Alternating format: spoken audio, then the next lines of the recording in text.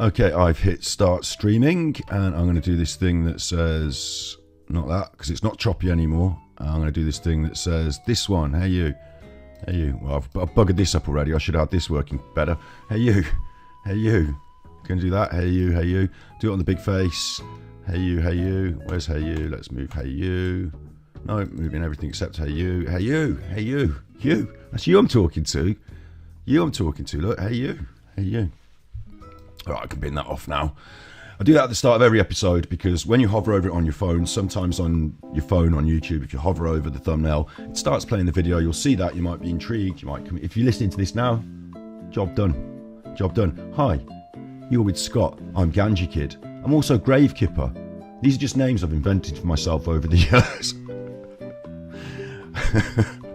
I'm Scott. It's midnight. It's always midnight. This is your right ear. This is your left ear. We're away. It's actually 14:01, 2 o'clock GMT, 2 p.m. GMT. We're back on the YouTube. Back on the YouTube. And what we're doing today is we're doing the dark side. Power of the dark side. We're doing the dark side of Martin Liedtke. I've got to have a look at my sound check. The YouTube. And what we're doing today is we're doing the dark side. Power of the dark side.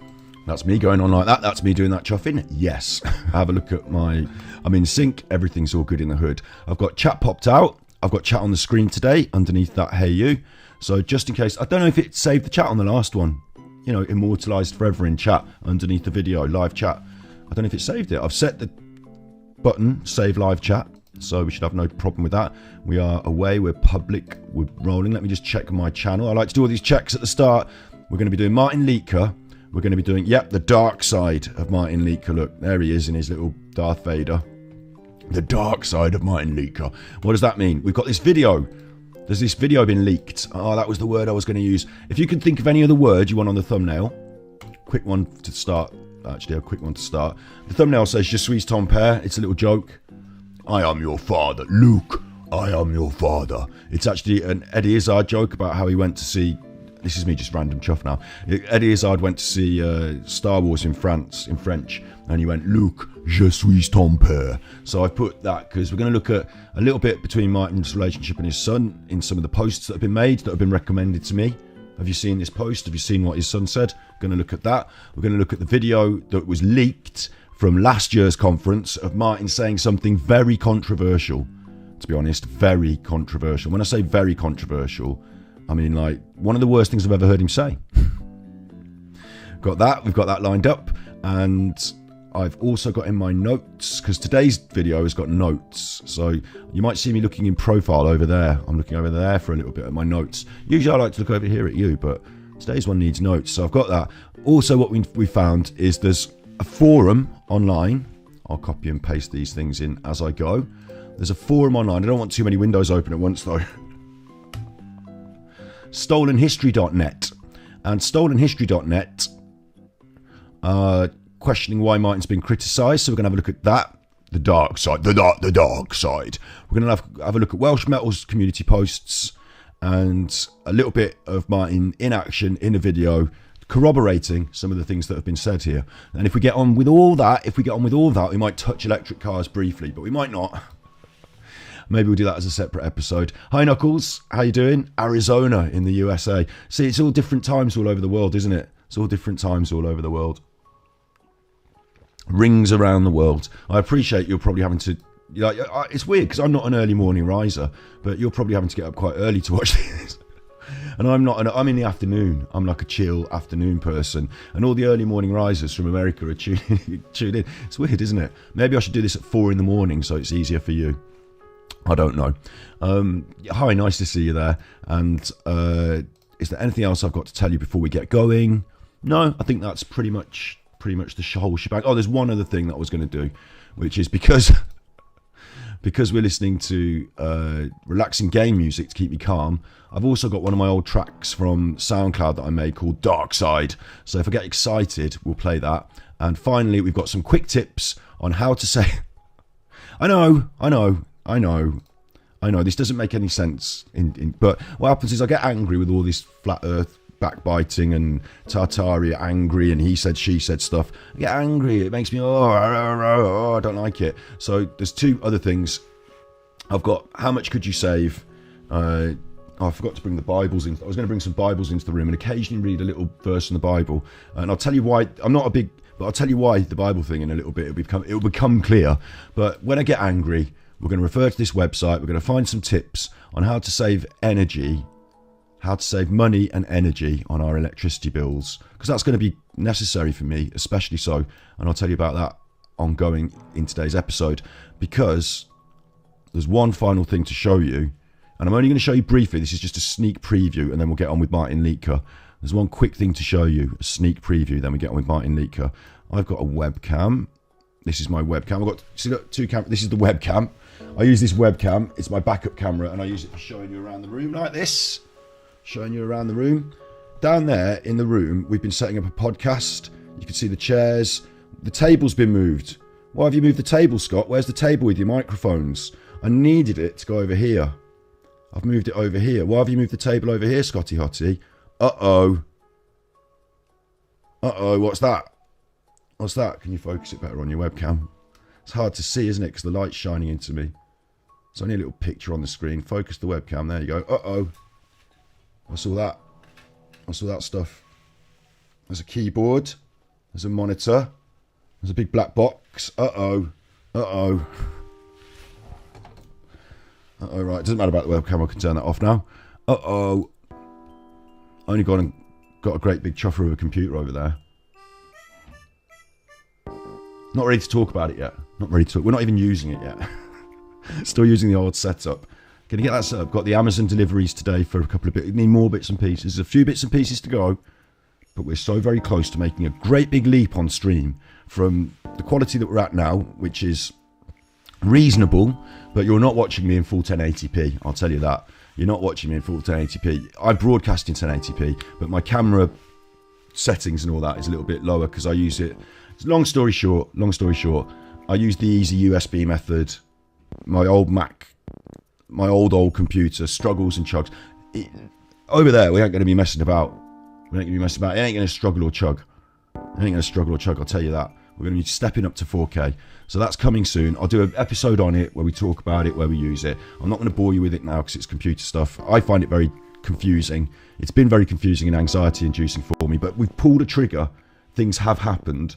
And we'll do a big episode on it. Hi there, Snips. And mainly thanks to Snips and Capital K and Nigel and anyone else who's ever tippied and chippied and just, frankly, for being here and chatting in chat. That all contributes. And, thank you very much is a big thing that I want to say. Thank you very much. It's going to make a huge difference. It's going to make a massive change in our broadcast. You won't see a huge change initially. You'll just see an upgrade in quality of the image. And then I'll start being able to bring in all sorts of things from... There's so much I can't do. Text-to-speech donations. There's so much stuff I can't do because I'm not on a PC. Now I will be. And we'll talk about that in the future. So let's get on with Martin Liedtke then. Let's get on with Martin bloody Liedtke. Web of browsing. Where to start? I suppose start with the worst. Start with the worst, huh? Go straight in raw. Go straight in raw. No spitting on it. Let's go straight in raw. And I will turn off the calm and relaxing music because this calm and relaxing music from Animal Crossing doesn't suit this particular piece of VT. It's only a minute 58 and this has been uploaded recently by Jesse Holmesfield.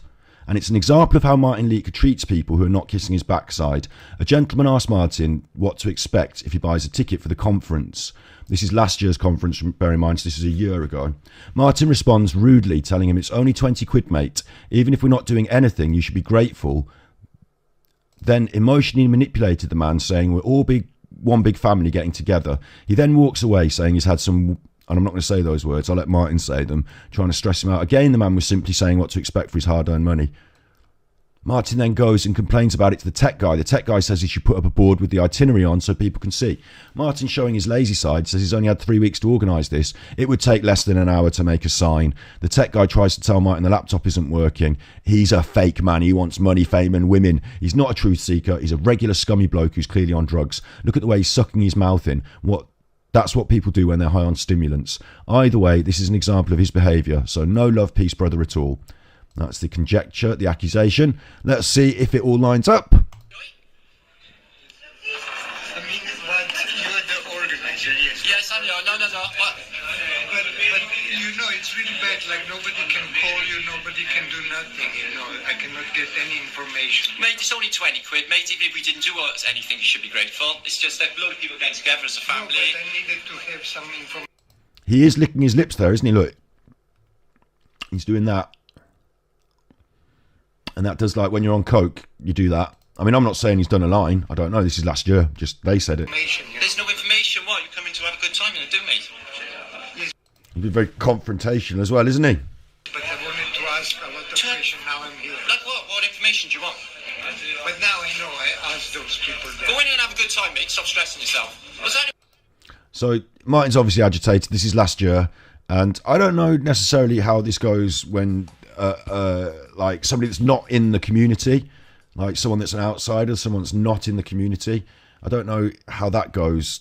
I don't know if Martin feels defensive, like these people might be there to debunk and, you know, and stuff like that. So maybe he's, you know, agitated on that front. So I'll give him the benefit of the doubt for that, I suppose. He's thirsty. Someone suggests in chat, spirit level music. Lindsay says Martin has dentures. Yeah, so it might be that he's just licking his teeth. I don't know. You know, they said about stimulants. I've seen people on cocaine chewing their face, and sometimes people who are on stage being a big celeb, I am big person. Sometimes those people are doing that sort of stuff. That's probably why they suggested it. I don't know. I'm not even going there today. They said it. LL says Psalms 19:1. The heavens declare the glory of God, and the firmament showeth his handiwork. That was the epitaph on NASA Nazi Werner von Braun's tombstone. I don't know if he's a Nazi or NASA, from NASA, but they could both be. It could be both. Talking of that today, I've got a special jacket on today. It's got the word angel on the back. You might see that. You might be able to see it. I don't care if you can't. It does say angel on the back. I'm wearing this for a special reason. All will become clear today. I'm wearing my cherubim and seraphim and an art on my body. Not like a tattoo. Not like a tattoo. But I'm wearing it. Cherubim, seraphim and Renaissance art. It says angel on the back.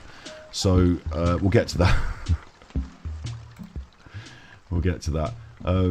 And please, I hope everyone has a good time in the chat. We might have people from different ends of the spectrum here today. You know, people who think one thing, people who think another. We're not here to debunk and row and argue. There's physicists on YouTube that can do a good job of that. There's debaters. I don't believe in debating personally. I think both sides of a debate end up shouting at each other. No one wins. No one learns anything. Everyone's angry. You end up just more wound up than before. And I think the best way is to try and if we're having difficulties and sticking points, is to try and put them aside for a bit, rise above them for a bit. They can come back to them, you know, it doesn't matter, but to try and find some common ground, some human common ground, some things that we all can agree on and can move forward with. Because bottom line, I keep saying bottom line these days, but I think we need to get together to help each other out more and more. We're going to go into a recession. Those Tories are going to fuck us over. It's been going on for years. We need to fight the power. They're trying to shut down our right to protest. We need to fight that. Like all the Queen's speech stuff I should be going through. We'll do that in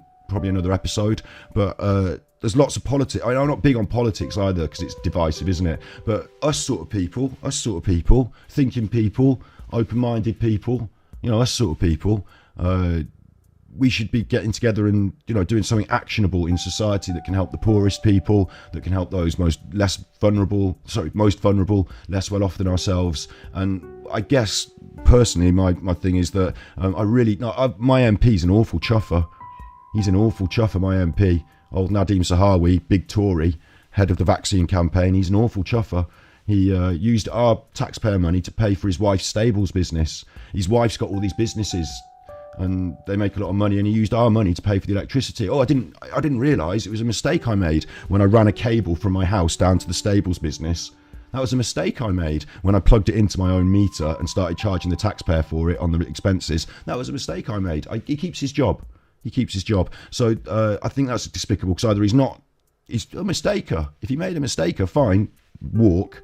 Can't be making mistakes like that with the public money. That shows incompetence. Or it was deliberate. It's time to go. So, but he got away with that. He went to that dinner where they all groped all the women He went to that dinner, the gropey dinner, but he didn't grope any women. You know, he's a good person. So I think we should be getting rid of these MPs, these sort of people. I think that should be top of our agenda.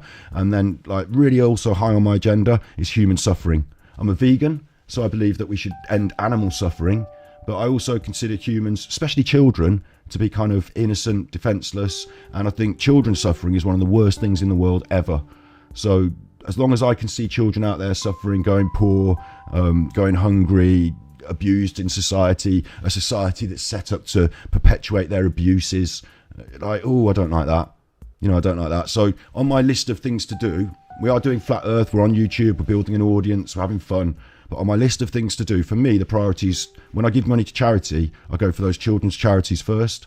Like, they're my list of priorities, things we can try and help the world with. So I think it's really interesting to look at these different ideas. Sometimes I'm going to say different ideas to the ones you have. Sometimes you're going to inform me of stuff in chat, videos to watch, we'll look at them. But at no point do I want to say, right, fuck you and you, fuck off you, and like, none of that. I think we're the people at the bottom line that need to help come together, because the Tories aren't doing it, and the people out there in the banks and chasing the $1 million salaries, they're not doing it. So, you know, it's up to us. And if we're all divided and arguing about the shape of the world or the history or whatever, that's the history. That's the past, that's gone. What's important is today, tomorrow, the future. You know, that child's going hungry, that child's crying. You know, that's what's important most of all. So, yeah. Yeah, I am based in Stratford-upon-Avon, basically exactly in it, home of Shakespeare and me. So two famous sons. Let's crack on with what Martin said. I will say, I'm having a lot more people in chat, and I think it's great. I like to read your chat and respond. I'm also aware that when I broadcast, I go off on a tangent, talk loads of chuff, and people are here to see what the fucking show's about. So sometimes, I'm not ignoring you, but I'll let chat move sometimes, and I'll do Martin for a bit, and then sometimes I'll pick out chat and, you know, stuff like that. If you want anything that's really important, attract my attention link wise or video wise, pop it in the comments after the video and I'll review them. I'm making a notepad list of all the videos people suggest. There's a lot of it, we've got a lot to get on, so let's crack on. Hey, my brother. Oh, good. How are you? Yeah, man, wicked. Yeah, excellent. Who are you, guy? I'm Darpan. Do I know you? No.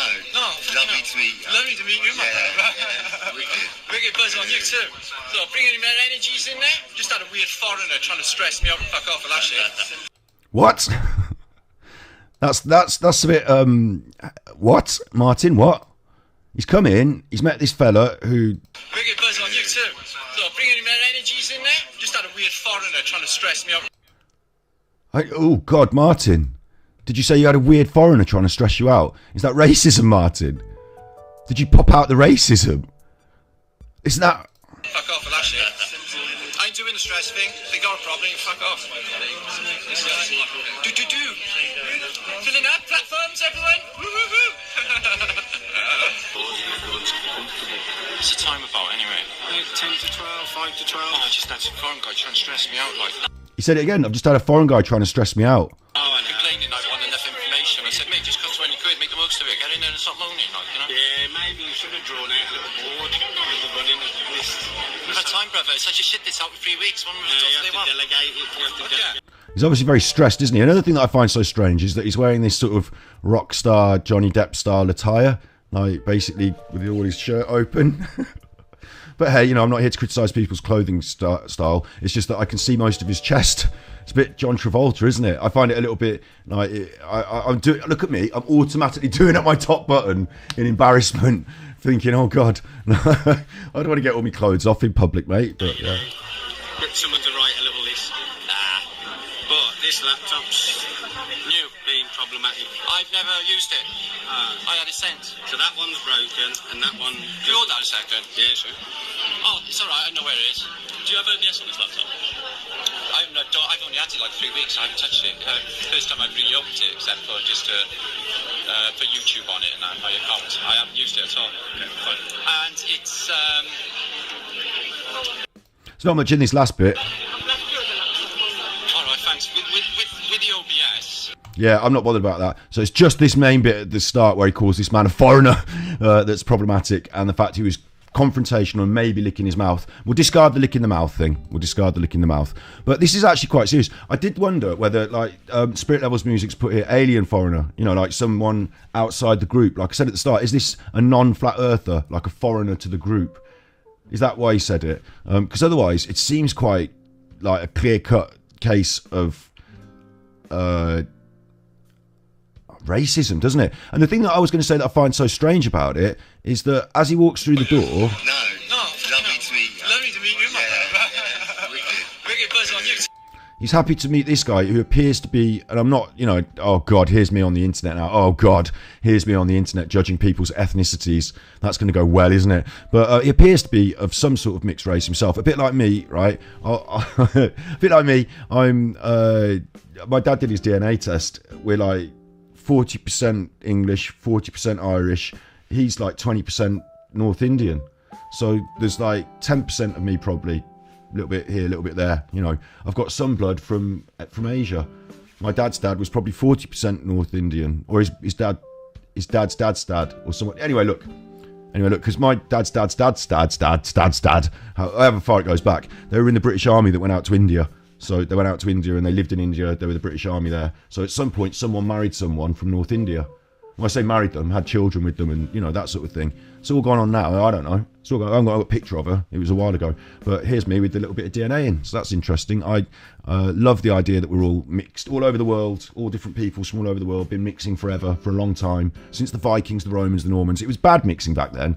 They came over with their swords and, you know, did the stabbing. And when we went to the New World, we didn't mix with the native Indians that well, did we? The Native Americans, we sort of murdered them. I say we, it wasn't me. It wasn't me.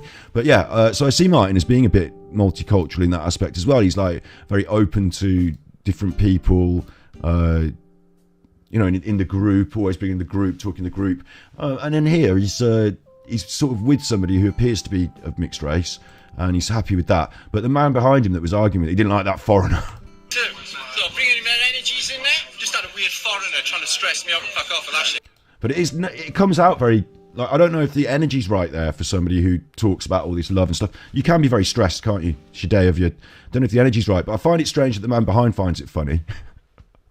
Find that strange. You know, I thought if I'd have been, but then you get this weird thing in our country, Britain, you get this weird thing where there are people of all different ethnicities and origins who see themselves as British and see anyone that's not from Britain as a foreigner.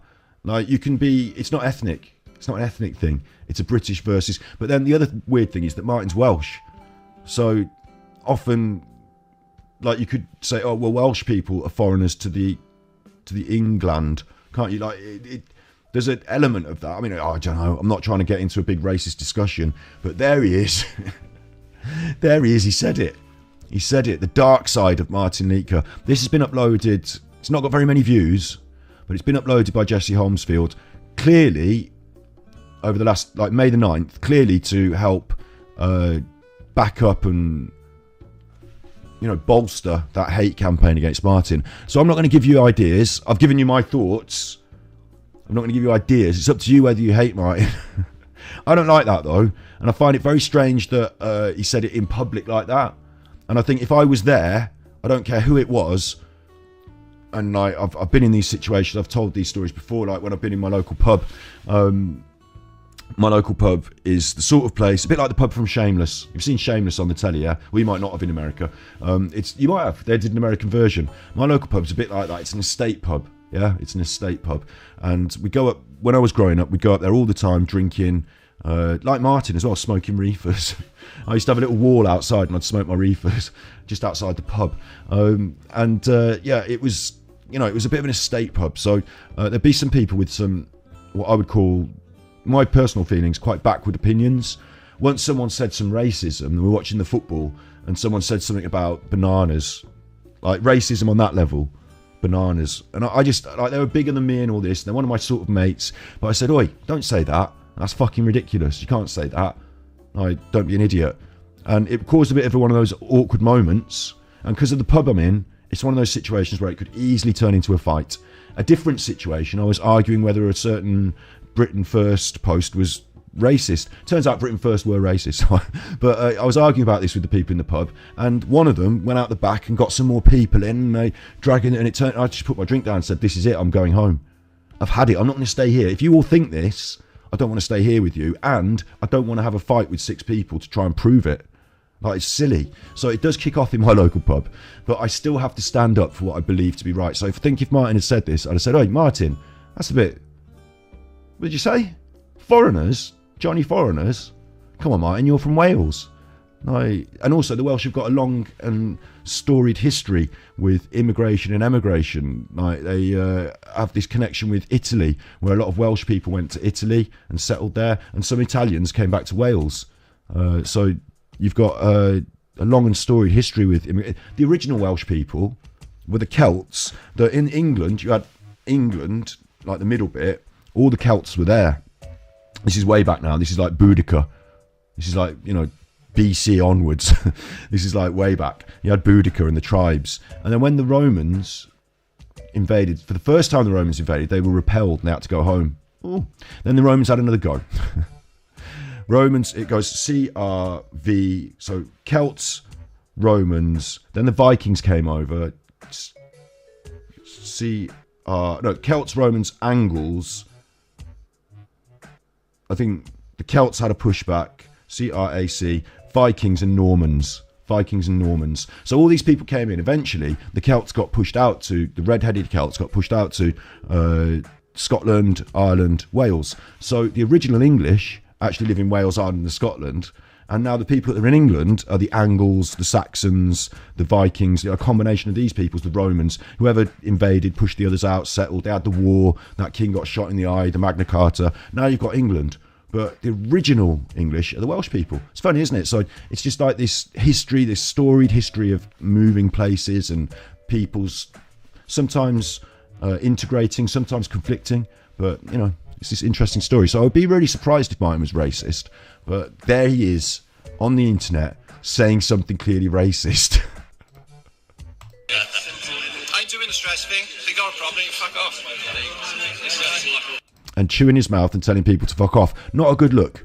Definitely not a good look. And this is what surprises me most about it, is he's in front of all the people at the conference. Of all times, for the mask to slip. But then again, there's another way to look at this. Which is that we don't, as humans, continually perform our best, maybe. Sometimes we have bad days. Sometimes things are stressful. If you're organising an event and everything feels on your shoulders, you might be stressed. You might find things on normal days, they're just minor petulances that you can, sorry, look, can we talk about this another time because I'm quite busy. But on a day like this, you're like, can you leave me alone? Can you fuck off? I'm sure we've all been there. So you have to be a little bit, we have to look to try and be a little bit forgiving. But with that said, let's crack on with the dark side of Martin Liedtke, because it goes somewhere else. So let's get this next one up, which is Martin Liedtke, why is he being criticised? So this is from stolenhistory.net. Now, I'm not really au fait with stolenhistory.net.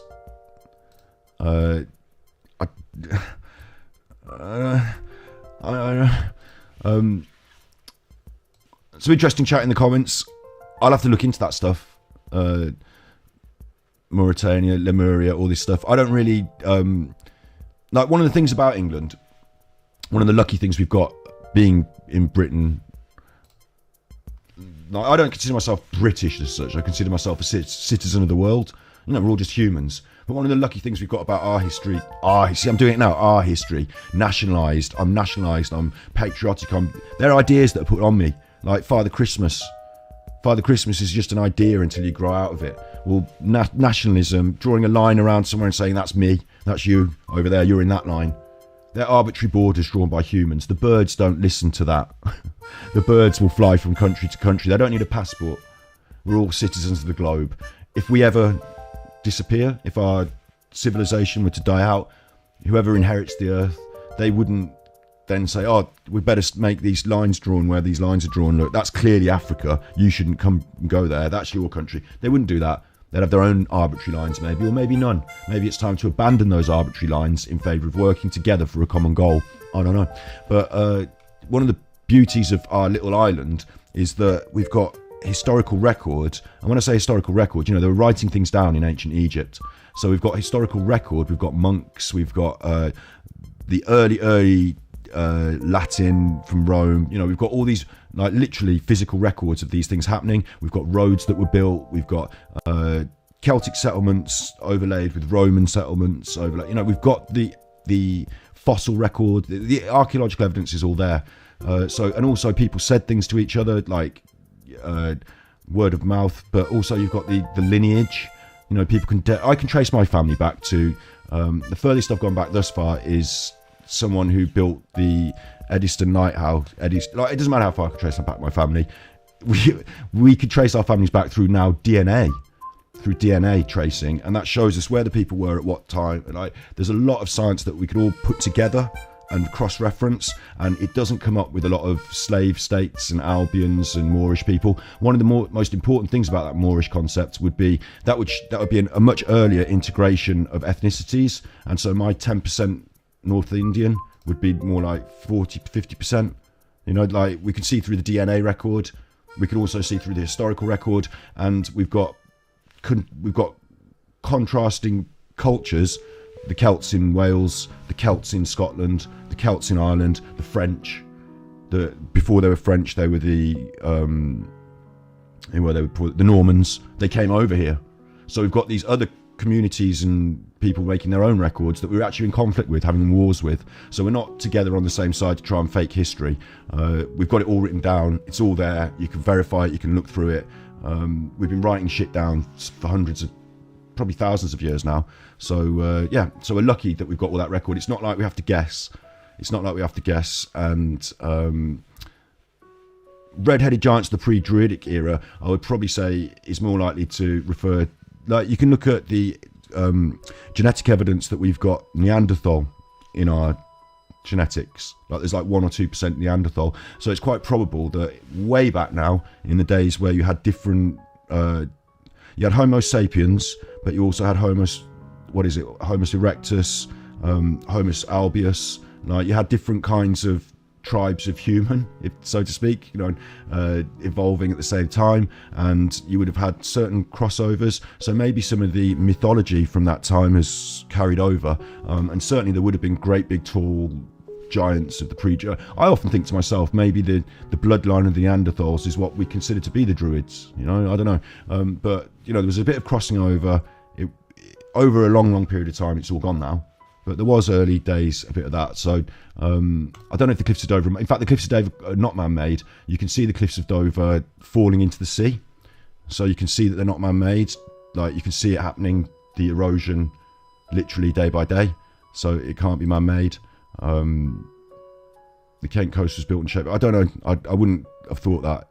It wouldn't... If it was, then we wouldn't be able to see any of it because it's all gone now. Like... I'll show you that quickly. Then we'll get onto this stolen history. Like I say, I'm not really here to debunk loads of stuff in chat, but this one's quite straightforward. So, Cliffs of Dover falling into the sea. What's the easiest way to get in touch? There'll be lots of videos from, independent people, journalists, but also just people. This is from the independent television news from the UK. Look, you see how it's fallen into the sea? Like, there could be no debate. That edge of the cliff has fallen off into the sea. That's due to erosion, and it happens all the time. So the Cliffs of Dover that you can see now, that you can look at now, they weren't the Cliffs of Dover that were there 200 years ago, 500 years ago, 1,000 years ago. All the stuff that was from there 1,000 years ago has fallen into the sea. So what you're seeing there is not the result of any man-made stuff. We can prove it because all the material's down there in the floor in the sea, and you can see it falling into the sea. It's just a feature of erosion, how that works. So there's loads of videos. Shut up. Loads of videos of it happening, like literally live. If you want to go down there and go to Dover, because this is another lovely thing about Britain is America's a very big place, but in the UK I can travel the whole of the UK in a day, essentially, like 8 hours to Scotland, 8 hours from where I am to Scotland. I could do the whole length of the UK in 16 hours, probably, driving fast. So I can go down to Dover, and I have been, and I've stood on the cliffs of Dover, and I've seen the cracks in the ground. I know where that we're not allowed to say, like a certain place I wasn't allowed to stand. If I stood there long enough, I'd watch it slide into the sea. I'd be able to evidence it with my own eyes. One of the problems with these conspiracy things is that no one seems to believe anything unless they can see it with their own eyes. This video doesn't necessarily count as evidence, so we need loads and loads of videos. But fortunately, we've got loads and loads of videos because it's happening loads all the time. There's probably similar videos of the same thing, but it's happening loads, yeah. And on top of that, we've got a record of the... Like, one of the other reasons we know this, like, for example, when Francis Drake had to fight the Spanish Armada, he was out on the cliffs playing bowls. Not those exact cliffs, but he was out on the cliffs playing bowls. We were always watching that southern strait for incoming ships in that time. So there was a lot of record of cliff structure, like where it was, essentially. And like I say, our records are set, you know, our archaeological records that go back. We know what was once cliff face because it's now in the sea, because we can find bits and pieces in it. It's all geologically mapped. It's all historically mapped. In England, we are in no doubt. There's no confusion about what happened in history because there's so much evidence. It's only a small island and there's lots of stuff happened over the years and it's laid on top of each other in layers. I can go, my local town, Stratford-upon-Avon, do you remember earlier I said Shakespeare lived here? So we've got buildings from Shakespeare's time. They're still there. So there's no confusion here. There's the Rollright stones down the way. They were put there by probably druids, you know, people of ancient. We've got those down the way, like a Stonehenge. I can go and visit that if I want. So there's no confusion. We're pretty straightforward. Got the evidence, see it happening live in front of us. So we would find it very strange to think that a human was doing that, because it's right now no humans are doing it and it's happening. So there we go. That's my thoughts on that. You can think what you want, of course. It's totally up to you. It might be interesting to get into geology and do a degree in it. So this is the Stolen History website. Now I'm a bit confused because I don't know what stolen history means. There's no what you sometimes have on a website or even a forum or whatever is some definition, some, you know, who we are, what we do. But here we've got home forums, what's new, library members, rules, support us, and archive. So I don't know what the, you know, I don't know what I'm trying to say. I'm trying to say I don't know what constitutes stolen history. Stolen, you know, it's funny. I don't know what the definition is, what it means to, like, how you get on this, why this should be on this website or not. But there's certainly some interesting stuff here. The one I'll quickly note, because we're going to do an episode on electric cars soon. I'm researching it. I'll tell you what, I'm not researching it. I'm researching it in a journalistic way, but I'm not researching it in a scientific research way, because I'm not a scientist and I've got experimental conditions. And but I'm looking into it on the internet. I'd say that instead. This is a little thing that someone's posted about electric cars. Did you know electric cars were going in the 1800s? Yeah, I did, yeah. It was on the telly the other day on QI. It was one of the questions on QI. But they didn't, so they were quite surprised about it. And there's loads of them. Yeah, there were, yeah. And there's someone charging their electric vehicle in Victorian times. So to them, it's really surprising. And they're claiming it to be hidden history or stolen history. But all the stuff they're showing us is history that we have, that was on the telly the other day, that is not hidden, not stolen, completely available to everyone, any library, always available, easily available history, not hidden, not stolen, very popular, knowledgeable. Some people know about this stuff. Some people don't, but I do. I wasn't surprised to see these electric cars and trucks because I've seen them loads of times because it's part of our history. But they're very surprised about it. So this is what confuses me, is that hidden or is it stolen? Where has it been stolen from and how has it been hidden? Because they're finding it and posting it on the internet. I can find it on the internet. Look, if I just do another Google. Google's supposed to be censoring this, remember? So if I do electric cars 1800, like that 18,000 I've put because I'm an idiot. 1800. Then look, a brief history of the electric car. First thing that comes up. Oh, there's loads of it, look. All about it. All about it. This is just a magazine Car and Driver. You know, it's just a magazine for people who are interested in that stuff. So there's loads about it. Just, you know, journalists, everyone is publishing about it. They're all talking about it. And if I scroll down, it's not just that. There's loads of these, what you'd call blogs or vlogs or magazines that are publishing about it. There's loads of videos. All the actual car companies themselves as well, they've got interesting sites talking about it. Like Mercedes made an electric car in the 1800s or whatever. You know, they've put their own website about it. And it goes on and it goes on.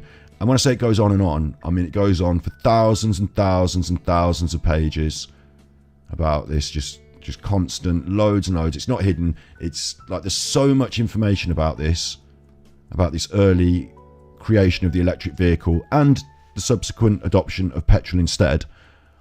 The reason that we chose petrol instead, quickly I'll just say, is because Henry Ford created a means of production that reduced the cost of his petrol vehicles. So if you're going to go out and buy a car, it doesn't matter about anything. If one's half the price of the other, the half price one wins. So it's about the cost of things. Because he invented mass production, essentially, on a production line, he was able to reduce the cost and win the battle of economics, the supply and demand, the economic battle. And that's why we didn't adopt electric vehicles back then universally. But they've been going for ages. It's all about, we'll do an episode on it. I've got to do an episode on it because we've had some questions about electric cars. But so this is what confuses me. I'm just looking at their website to find out the basis of what they're doing. And it's called Stolen History. I don't know where it was stolen from. It's all over the internet. It's not hidden. It's not stolen. It interests them because it's new to them. So fair enough. That's where we are. And this is Martin Liedtke, and why is he being criticised? This is Martin Liedtke. Let me just check chat, see how it's going. Mind Unveiled. Yeah. If honestly, if you want to recommend channels, please put them in the comments. You know, not in the chat, but in the comments, because they come up on my like this flies by, but the comments have stayed there on my notifications, and then I can copy and paste it into one of my notepad files, and you know, they're building up. So future episodes that we've already got building up are Tesla. I've done a lot of interesting learning about Tesla coils and electricity and how it's transferred between the Tesla coils. Electric cars is part of that, maybe. So there's two already, you know, and there's all these channels. Yeah, absolutely. I will look into them if you pop them in the big comments. But yeah, there's so much to talk about. And like I said, I'm not going to try and debunk everything or, you know, whatever. I'm not Albert Einstein, and I'm not on the internet to try and be the king physicist. And I'm not here to. I've watched Simon Dan recently. You know Simon Dan, I'm sure we all do. Simon Dan seems to have a condescending tone, and that's because he's like, oh, this thing's stupid and physics is great. And I get it, but I don't like the condescending tone. So when I hear it coming out of me, I look back on my videos and I think, oh, I don't like that about the way I'm speaking. And I'm only speaking like that because we're doing this. So I've got to learn to do this in a more compassionate way, otherwise I can't do it. So that's how I feel about that.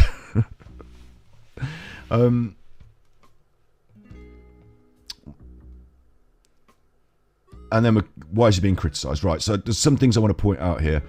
I will just quickly mention this. What's his game? Is he after more subs?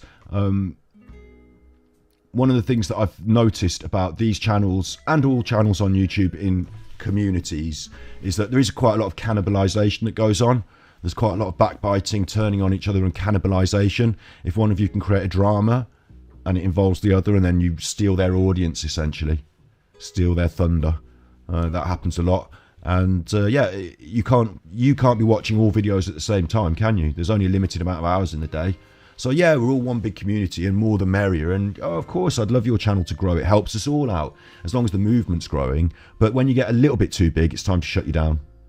I think JonLevi, personally, from what I've seen, the two people I would be most worried about are JonLevi and whoever Holistic Media is, India, Trust and Truth or whatever, India, whoever Holistic Media is. Those two seem to have, in my opinion,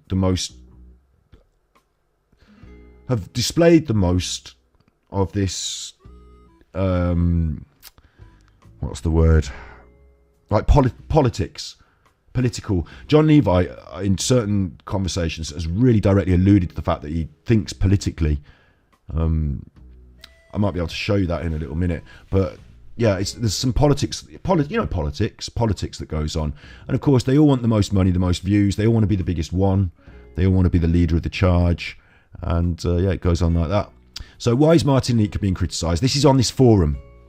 That's why I wanted to show you the forum first, so you knew where we were and who's talking. This is I can't read that.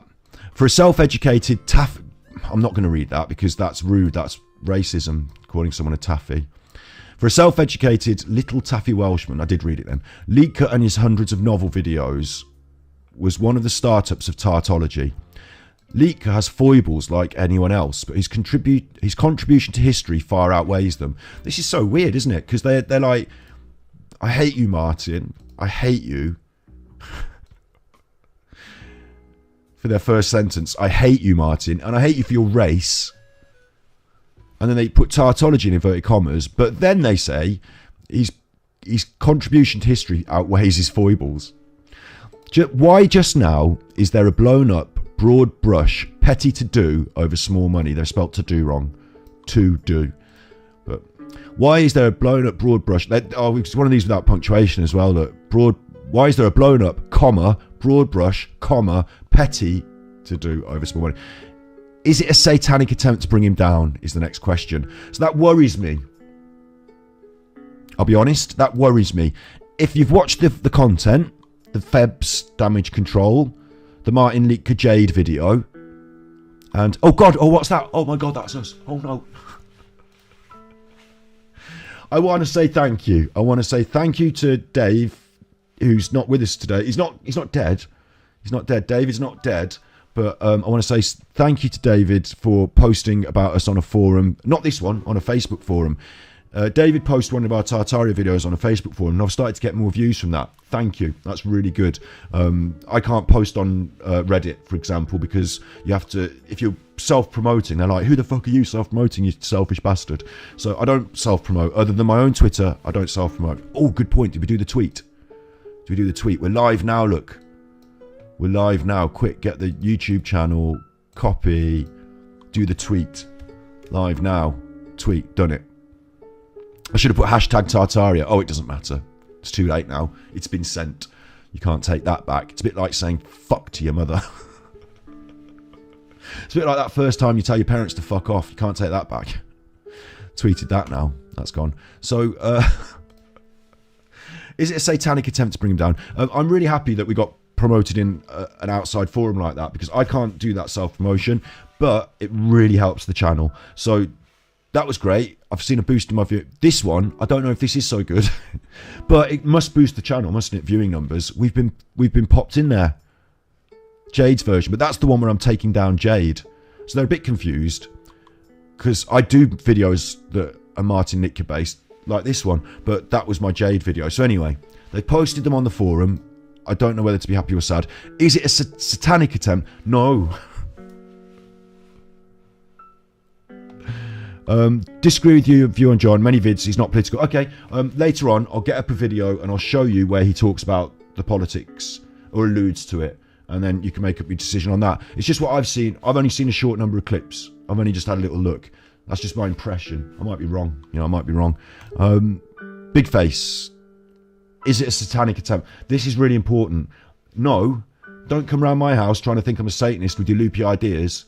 That's fucking well off, like well mental. And to just try and point it out, I was going to bring a Bible in. I forgot my Bible. It's in the other room. But I'm wearing this. And it says angel on the back. It says angel on the back. So if anything, now you're going to say, well, Lucifer was an angel. He was a fallen angel, wasn't he? Lucifer was an angel. So, oh God. Oh God. Listen, our Father who art in heaven, hallowed be thy name. Thy kingdom come, thy will be done on earth as it is in heaven. Give us this day our daily bread, and forgive us for our trespasses, as we forgive those who trespass against us. Lead us not into temptation, deliver us from evil.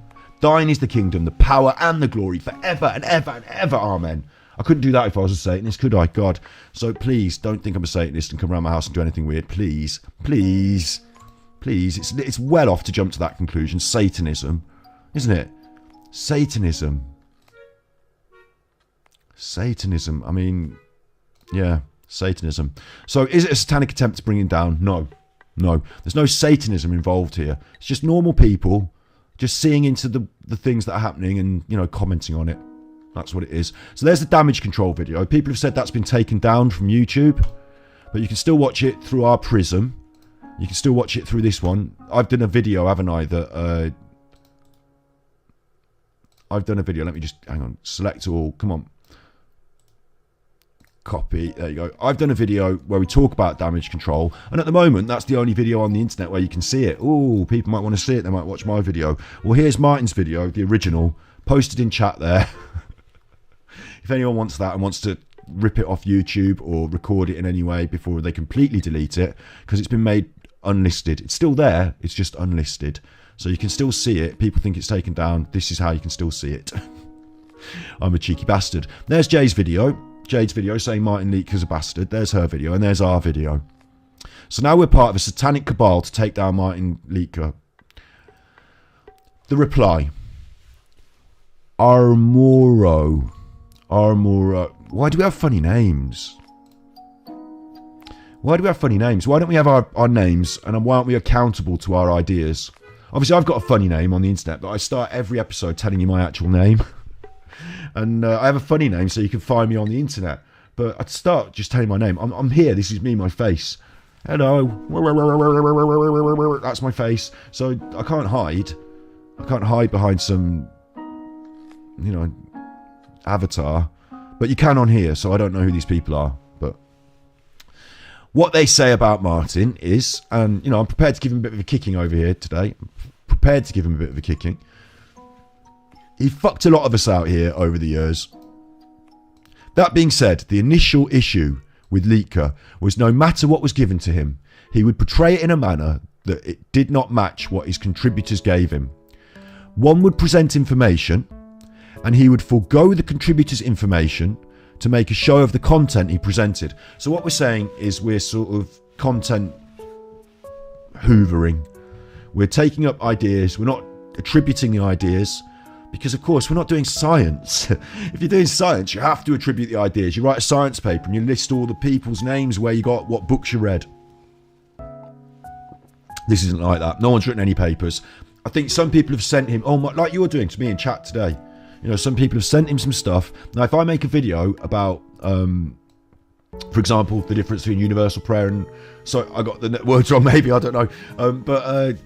If I do a video about that, I'd have to say Spirit Levels Music suggested we look at the universal prayer. Here's the comment. Here's my video. That's what I do. If you look on my channels, my other channels, my edit channels, that's what I do. I say, this person suggested a comment. Now we've made a video. So I'm happy with that as a concept. I think it's polite. I don't think it's necessary when it comes to this. You don't need to, because you've probably got so many ideas floating around. And how do you know? Like, let's say I said to Martin, Martin, in comments, check out the universal prayer. And Martin already had it on his list to do.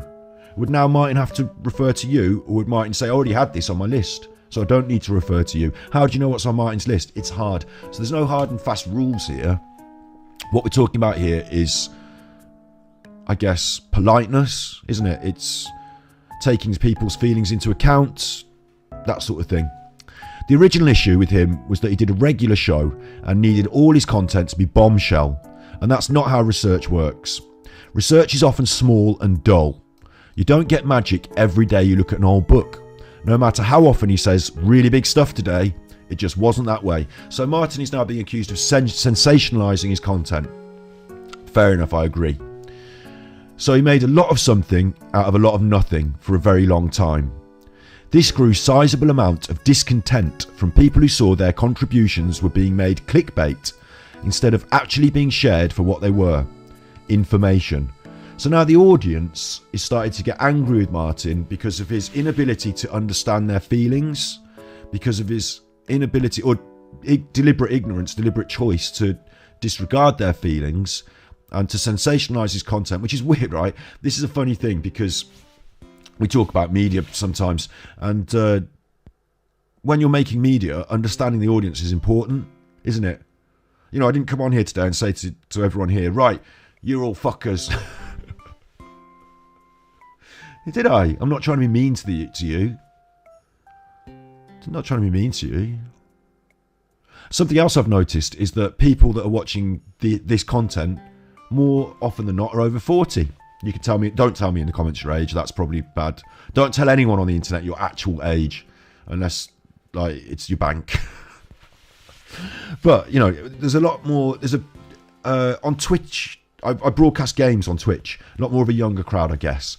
And then I do some stuff on YouTube, it tells me the breakdown of who's watching.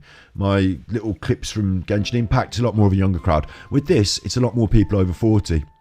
It's just an interesting thing. I don't know what to do with that. I just know it's a fact. So what I'm saying is I'm trying to think about my audience. Because, of course, I'm talking to them, to you. There's a lot of different people out there. Can't talk to everyone at the same time. I don't know. Obviously, Martin is being ignorant of his audience because the way they feel has been brewing for some time. And it's interesting because Martin's talking to people. He's obviously preaching to the choir. These people know information. They understand information. They're feeding it to him. And they don't want to see it sensationalized. It's a bit like making a... You know, it's a bit like making a documentary about computer games. I've done one. We're going to watch it on our channel one day. It's a bit like making a documentary about computer games and making it for people who don't make computer games or don't play them. Oh, have you ever heard of Mario? He goes along to the right and you press jump. You have to jump on the heads. It's been going for a while. They're on these controllers. First of all, you had computers. Then you had these. And then you had that. When we made my documentary about computer games, my friend said we need a section on the history of games, where they started. We need a section on that tells you about Pong and Space Invaders, a quick section on the history of where games came from. And I said, no, we don't, because the people who watch the film are going to be people who enjoy games. So they're already going to know that. I'm not doing a history on games. I'm doing something different. I'm doing about indie game development and the artists that make them. So I don't need a history on games. So maybe there's a bit of that. Maybe Martin's misinterpreting the things his audience want. As to his latest discrediting, which I will not go into detail on, it's not a massive discrediting to the audience that knew him. Rather, it was the final straw following a long line of sensationalism he had raped from honest contributors who didn't deserve to have their hard work bastardised for the sake of a desperate creator trying to constantly have new content for his audience. Whoa. I mean, that's heavy, but I can see what they're saying. I don't know how much content Martin has grifted or gleaned from places like this. Certainly I'm going to. Wait, certainly I'm going to, aren't I? Like I just showed you, I won't go back to the cars. You saw the cars. I just showed you their thing about cars. That's me just ripping them off without giving them any credit. But then it is a forum on the internet, so, when people make YouTube videos, they don't give you credit, man. They don't. I've seen so many interesting videos about, I'll stick on the computer games as an example because it's just an easy example.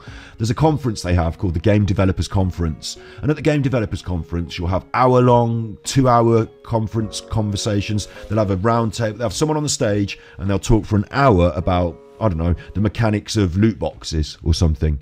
An hour, 2 hours, really interesting stuff. I watch it. And then there's other channels, one specifically that I don't like, that does a 10-minute video and it's an appraisal of that video. It's like, here's the bullet points made into an easy to digest form for you on the internet. And I watch it and I go, well, you just watched the same video as me 2 weeks ago and you've done this. Naughty, ripping people off.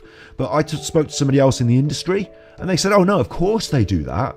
Of course they do that. But I like that they do that because I don't have to watch the long video now. I just watch this bullet points. I like that they do that. I don't think they're ripping them off. It might be nice if they showed a link to the original video. It might be nice if they did that, and that's the bit that I find distasteful and disingenuous, is where you don't leave your links, you don't leave your contributors' details, because you know that you've got it, you've ripped it off, people would find that interesting, but you're worried that if people find their way to another source of information, they don't need you anymore. You're worried if you introduce them to the conference videos, they don't watch your rundowns. So you don't tell people. There is a bit of a distasteful aspect of that, isn't there?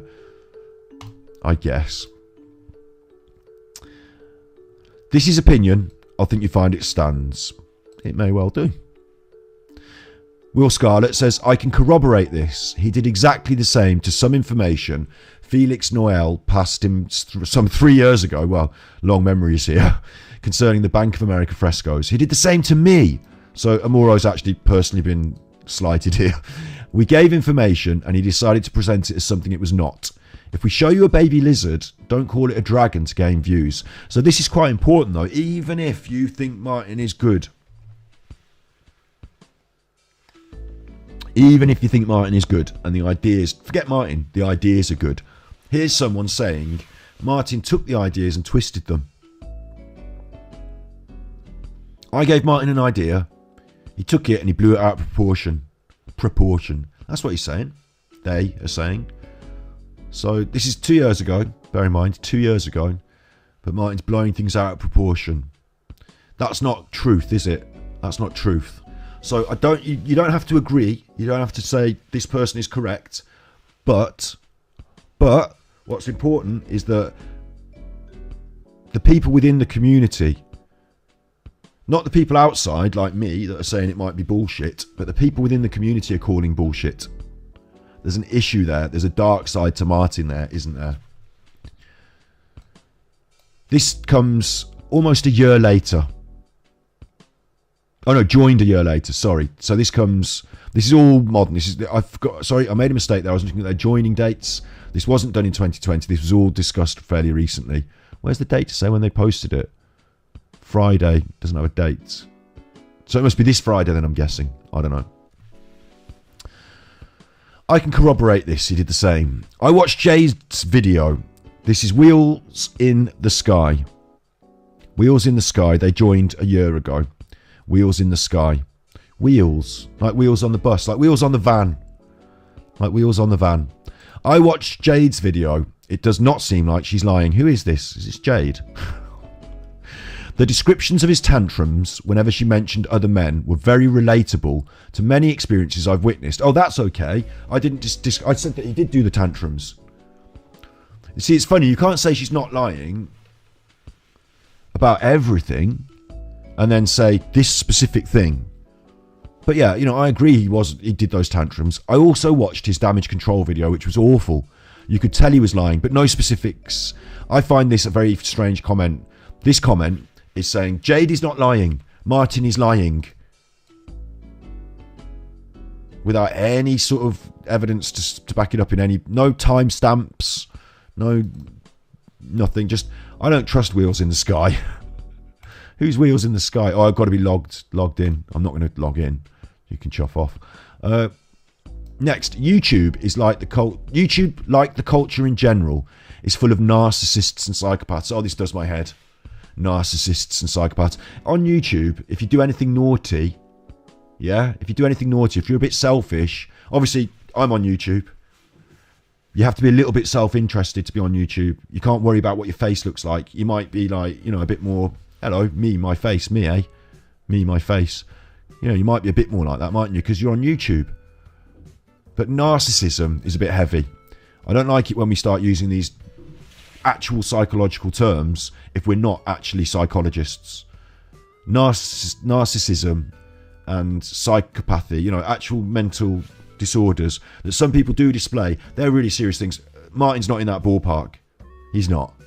There was another drama that happened on YouTube that I was party to, I suppose. Party to is a funny word, but it all went down. There was a guy called Durian Rider in the vegan community, and this Durian Rider in the vegan community, he was accused of being a narcissist and a sexual predator, mainly by his ex-girlfriend after she broke up with him and didn't want to have anything to do with him and wanted to close him down. But, you know, I'm not going to get into their drama now, but the whole someone made a slew of videos accusing him of being a narcissist, and they made a very good case for it. But because they weren't a psychologist and because he didn't display all the features of narcissism, because they didn't understand it properly, it's a buzzword these days, isn't it? If you've got an aggressive male, if you've got an aggressive person, a bit of a selfish person, a bit of a I am my own face person, they're narcissists these days. Everyone's a fucking narcissist on YouTube these days. Eddie Hall was accused of being a narcissist when we were following him and making our film about him. Eddie Hall, Britain's strongest man, went on to become the world's strongest man. And we had a conversation about narcissism, about confidence and arrogance. But again, he was not a narcissist. He had some narcissistic qualities, but he didn't have a mental disorder. Anyway, Here's one, Dreamtime. They're an administrator, so oh my God, this is my worst favourite kind of person, least favourite. They're in charge, they're on the administration, they like to throw their clout around, they like to call people names that are big and heavy like narcissist and psychopath and write people off. Oh, I don't like it. I don't like this sort of stuff. This is that realm of the schoolyard bully. It's that realm of the over dramatic.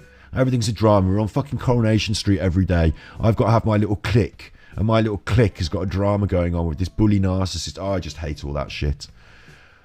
Anyway, YouTube's the culture is full of narcissists and psychopaths who are more interested in marketing and selling things than in the matters they talk about. That is true. You don't have to be a psychopath to be more interested in selling and marketing, though. That idea, the idea that marketing is a positive thing, is taught to kids. You don't have to be a psychopath. That's society. People do degrees in marketing. They see it as a good thing. My friend married someone, she works in marketing, and she was telling me about her job that she enjoys. And I thought, well, I absolutely despise these ethics.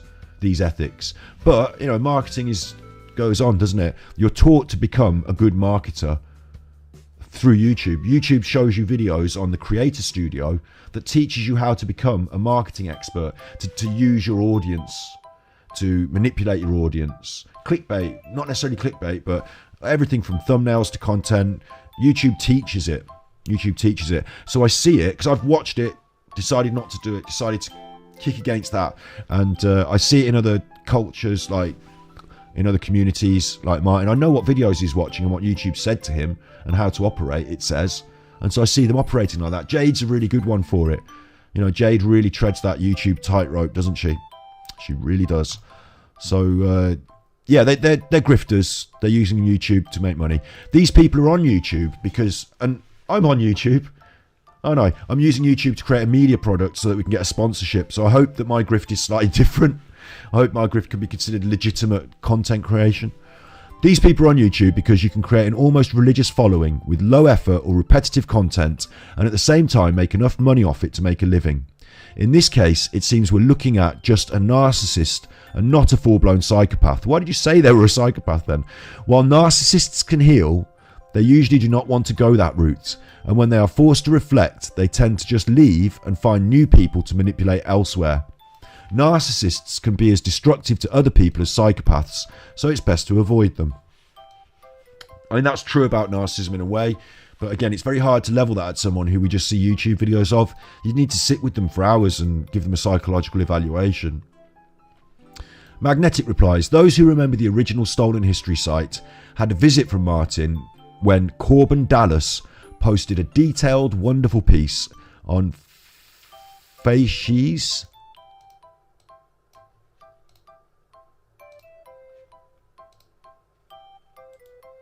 On what? I use a cozier. So the facial expression of an individual that is typical of a particular disease. The character of rock expressed by its formation. Rock faces. Not rock faces. Faces. I've never heard of that. New word. It's a whole new word. That's what goes on in my brain when I learn a new word. A whole new word. A whole fantastic thing to say. Honestly. Faces. Right. Faces. Yeah. It's just a new word for me. Found everywhere and in ancient and modern symbolism, where he showed up and accused KD of stealing this information. KD denied it and Martin Liedtke went on a tirade and eventually apologised for his behaviour but was banned from the site. After not knowing Martin Liedtke for a couple of years, I dropped in to view his new video and was underwhelmed by his lack of progress. He was just repeating stuff like it was all new information, but I remember him saying this exact same thing many years ago. So they're saying this is like the real core group, isn't it? He's not a true researcher, in my opinion, and just an aggregator of other people's works. That's fine on YouTube. That's okay to be that on YouTube. YouTube's the media platform presenting the content. It's not a research platform. Do you know what I'm saying? It's okay to do that. When you watch the news, that's what the news does. They aggregate other people's ideas. When you watch, name your favourite channel of top 10 tips, they're aggregating other people's ideas. Just to quickly point that, just keep us calm. That's what we're doing today as well. Top tip here, number one. switch off standby. You can save £55 a year remembering to turn your appliances off standby mode. Alexa's going off tonight. I'm not having Alexa on every night from now on. £55 a year. I mean, I do that with the telly. Turn it off at the telly. You know, don't turn it off with the buttons, turn it off at the telly. But £55 a year. I'll need that to run that computer. Okay. An aggregator of other people's works and a dead end, as he says the same things over and over and never develops true research paths. So I guess this is important to these people, though, that they are the fascists, it's pronounced. It's a symbol of power. Okay. Okay, I'll have a look. On YouTube, you are an aggregator of other people's thoughts and ideas, I guess, in some ways. It is important to reference them. They're angry because they're doing the real research on these sites. They're doing the real research, aren't they? Do you know what I said? Let's just quickly point home and this one, the first one on the list. They're doing the real research. They've done all the article. They've found all the stuff on the internet. They found this stuff on Google. And just like the hundreds and hundreds of thousands of pages that are just like it, they've ripped it and put it on here. Now, bear in mind, this person who's written all this has not referenced where they got the information. They've not left a load of links. They've not left... let me show you this quickly. We were doing the other day, we were doing conspiracy theory, mental health. We were looking at conspiracy theories and how they affect mental health. And like, for example, anything here that's a scholarly article. This is just an example that's in a different field, just to show what I'm talking about. This is a scholarly article. So anytime they've looked into and referenced something, these are the references at the bottom. So you can see where they got that information. This is what the people are criticising Martin for not doing. Not leaving these reference points, not showing you where they got the information, not giving you the... They're more angry because they don't feel they're being personally credited. The reference system is not for personal credit so you can get a big head and an ego boost because you found out the thing and nobody else knew it. That's not what that's for. This is so that we know where the information came. It's all above board and transparent. Equally as important when you're doing academic research. So what's important to note is these people on this website are not doing the thing they're accusing Martin of not doing. They're not leaving the references. They're not leaving the reference points. They're not...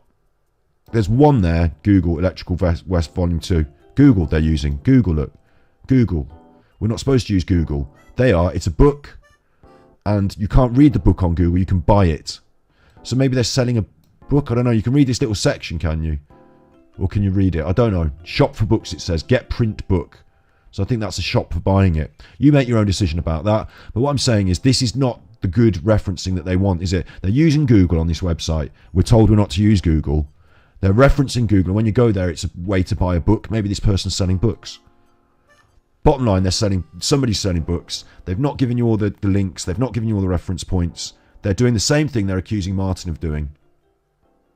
Which is strange, isn't it, in a way? It's strange. So... I agree, though, that what Martin's doing is not correct either. Martin should reference these things, should show you where the information comes from and who suggested it and corroborate it and those sort of things. That's important. He should certainly have all those reference points because we're talking about research. Otherwise, it's not research. It's just someone's conjecture, isn't it?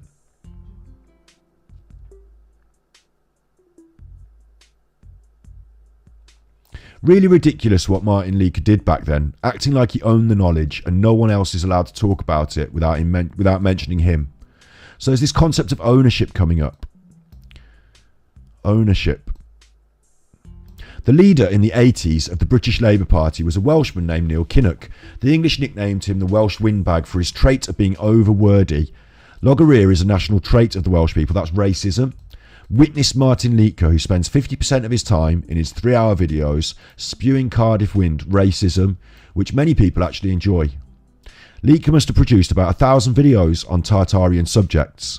How much of this actually is his own work and research and his books?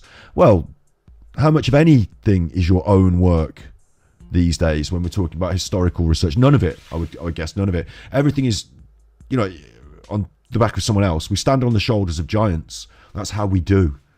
I didn't develop mathematics. Thank God someone else did, but they didn't develop it all on their own. They came up with a bit, next person did a bit. We stand on the shoulders of giants, so it's okay to do that. But I agree, I can see this problem. What I'm finding here is a bitterness. It's a bitterness about ownership. And of course, you've got these people who think they own the community. You've got these people who think they're the big cheese. You've had it in all these other communities. In the ASMR community, a woman told me I shouldn't speak to these ASMR people because they're her friends. And how dare I join their community? It's the internet, love. We're making videos. So I'll make ASMR videos and you can fuck off. How about that? You know, it's a community. Anyone can do it.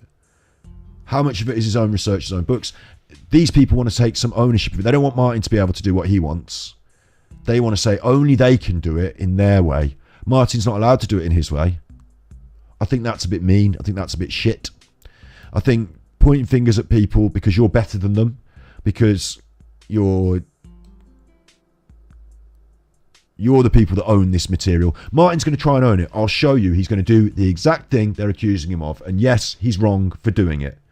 But if Martin's wrong for trying to take ownership of the ideas and shut other people out, these people are wrong for trying to shut Martin out and claim ownership of the ideas. Ideas are not owned.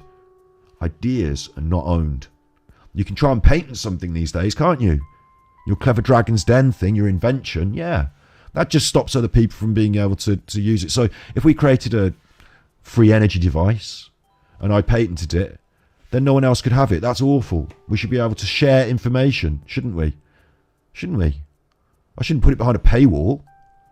How to do things, how to benefit society, information, learning, knowledge. Why does it need to be hidden from each other and turned into a commodity? That sounds like a silly thing to do. That sounds like the sort of thing that will hold everyone back, doesn't it? But that's my ideas. That's my feelings on ideas. I don't think you can own ideas. You'll be dead one day and the ideas will either die with you or live on.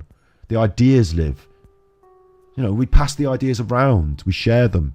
And I think we should share them. Everything should be open. Human knowledge should be an open book, I believe. These people don't.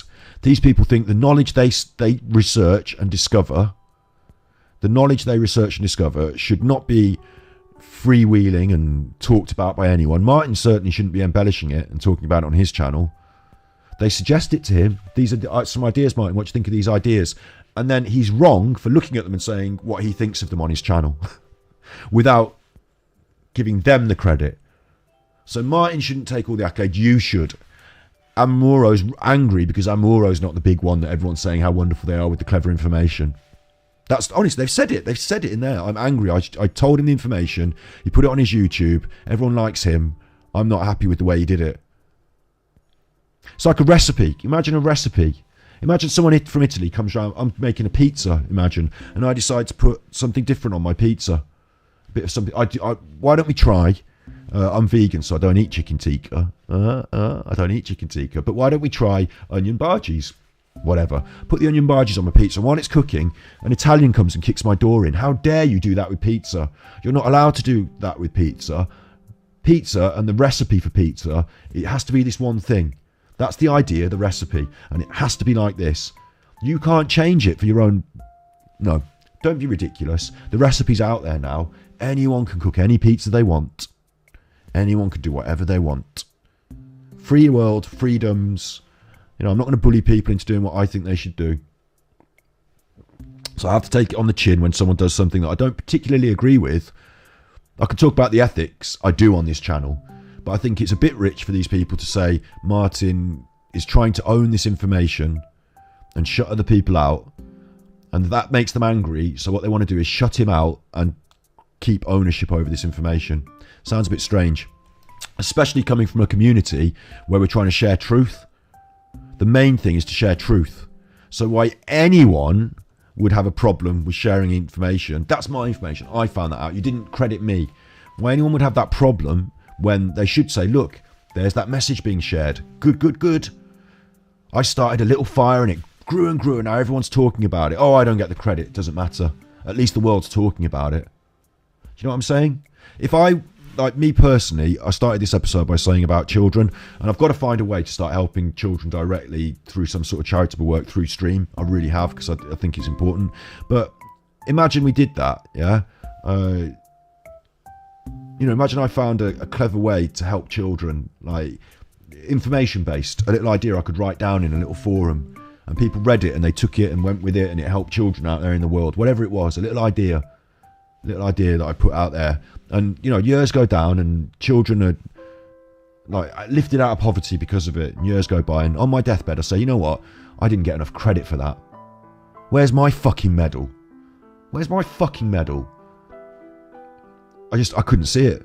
I couldn't see it. I'd be eternally grateful, and I'd be so overjoyed at seeing that change in the world that I'd forget that it was important to me to have the credit. I'd forget that. I don't think it's important who gets the credit. On a project I did once, I got really big credit.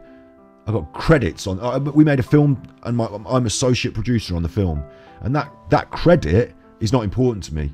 What was important to me was that the people who were involved in making the film could see my abilities, that the film itself was good at the end, that the people that were in the film felt good about it. My name on it doesn't matter so much to me, but yeah, so that's just an interesting way of thinking about it. It goes both ways, of course. If you're in a money-making venture, or if you're in I did want people to realise which contributions I'd made and how valuable I was. Yeah, I wanted people to realise my value. I'll say that. But I don't think I needed to be the big I am and take big credit.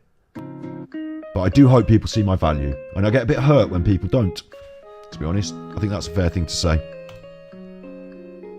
Oh, getting a bit loud there. Animal Crossing. So, interesting. I tried listening to Martin way back in the beginning and just couldn't do it. Too much time talking and not enough time actually saying anything. Yeah, fair enough. So the community that produced this information, this is like the gold mine, isn't it? The stolenhistory.net. This is where the Martin Liedtkes of the world are coming to find ideas that they can then present on YouTube and make some money. This is a bit like I said before, the Game Developers Conference is the Game Developers Conference, and not so many people watch their videos, but the videos that are easy to, a bit like the action news compared to the news night at 12 o'clock and they talk deeply. That's the way of the world. Little bite-sized things are going to take, yeah, absolutely. Absolutely. Share the credits, share the debt, everyone wins. Yeah, I agree with that as well. I agree with that. But I also, there is a place in my heart, because I am trying to give Martin a kicking today. I thought we've been too nice to him recently. He is a massive shit. He is manipulating feeble-minded, that's the wrong phrase. People who are over, honestly, this is just demographics now, and I fall into this a little bit as well. People who are over a certain age who are less tech savvy. The 20-year-olds know more about how to set up that computer over there than I do. I had a right job setting that computer up. And I'm not that, I'm not my nan who wouldn't have been able to touch it. My nan never bothered to use a mobile phone ever in her life, never touched it. Do you know what I'm saying? Like, I'm the equivalent next generation. That's me now coming into that generation. In 20 years' time, I will not understand the Neuralace thing, and all the kids will have it. Do you know what I'm saying? So we're in that ballpark. You might not be, but we are. Right? And what it means is there are some things that, for some reason, that demographic is easier to fool online. It is. It's easier to get them going down a rabbit hole on Facebook. It is easier for whatever reason. I'm not going to get into the reasons. I haven't got any evidences. It's just a fact. The majority of people who fall for banking scams are over the age of 60. Yeah, that's just a fact. So this group, this Febs, all this stuff, it seems to mostly tickle those people of that demographic. It seems to mostly be engaged with by people of that demographic. And they're also the same demographic that people find it easier to scam. They're facts. Yeah, they're facts. So I do worry that Martin is deliberately presenting bad ideas so that he can sell a funny book. But it's not just Martin doing it, right? It's not just Martin doing it. Let me show you some stuff that's why I've come to this as well. I think people forget this. What was her name? Oh, there's so many with their names. Raw. What is it? Raw till 4? There was a vegan, right? Oh, God, here we go. There's so many of them, though. Look, 8 years ago, Freely the Banana Girl was telling you that all she ever eats is vegetables and mainly fruits, though. Like, this girl was selling a book. What they do, this is a completely different concept, but what they do is, look, she's striking on the internet, isn't she? Very striking, the banana girl. That even got her on the news. I only ever eat bananas. I dress up like a superhero. I'm Banana Girl. That's a striking marketing image. And she would present the idea that she would only ever eat fruits all day. She basically had an eating disorder, this girl. She had an eating... If that's all she ate, she had an eating disorder. It wasn't necessarily healthy for her. But of course, she's very skinny, and a lot of girls want to be skinny. We can't corroborate whether she even eats ribs and kebabs or anything. You know, you can't corroborate that. But she goes on about it on her things. That's that Durian Rider guy who they fell out. She makes this video, you know, got 250,000 views. Yeah. And why is she doing that? Why is she talking this shit? For what purpose? Because she's got an ebook that you can buy. This is 8 years old now. Maybe it's not still there. She's got a website. She's got all that stuff. She's got an ebook you can buy. There's another one. Is it Fully Raw Christina? This one, Fully Raw Christina. She's one of the worst. She's one of the worst. All these videos about how she's a fully raw vegan and all that. Veganism's good. I'm vegan. But what her main thing is to sell ebooks. It's moved on now, because this is 8 years ago when I was critiquing these chuffers. But look, join my mailing list. It's moved on from ebooks. Now it's about mailing lists and websites and stuff, blogs and what have you. But there are merchandises. It used to be ebooks. And the reason it's ebooks is because, like Martin Liedtke's book, you can knock together some shit on the internet very quickly. And you can sell it in an ebook. You don't even have to print it. So the reason ebooks is because you don't have to... Like, if I want to make something to sell you, if I want to sell you a computer game, I have to sit down and code the game. If I want to make you a jumper, I have to sit down and knit the fucking jumper. If I want to make you an ebook, I just sit there and go, oh, I think this, and I think this, and I think this. I don't even have to write it. I can copy and paste it. It's the work of an afternoon. And one day we will do an episode where I show you how to make a vegan cookbook in an afternoon. And then we'll start sending it on our page probably or something. But, you know, this is how it works. You go on YouTube, you build up a community, you get a bit of a funny idea going, and then people buy into it to the tune of only 50p, £1 for a book, an ebook, whatever. But enough of those do it. You've got a wage, and all you have to do is repeat. So I think it makes sense when they're saying Martin's been repeating this same stuff over and over again. You know, they say he doesn't really do anything new, and he's looking for new... It's almost like he's looking for new customers, isn't he? Because essentially Martin's whole internet presence to the people that are watching it is to share truth. But in reality, it's just one big advert for his books. Everything he does is one big advert for his books. Like this fully raw bullshit. And it's bullshit. You know, you don't want to eat just raw food. Cooking food is actually good. It unlocks different nutritional aspects of food. So you lose out if you only eat raw. It's stupid. It doesn't make sense. It's stupid. But it's novel and it's different. And if you don't know enough and don't know about nutrition, you might think, oh, that sounds healthy. And doesn't she look healthy? And look at the website. And as long as you've bought into that enough to just press, click, buy in, whatever, they've done their job. Her whole website, it's not really about getting YouTube views for money. It's not really about that.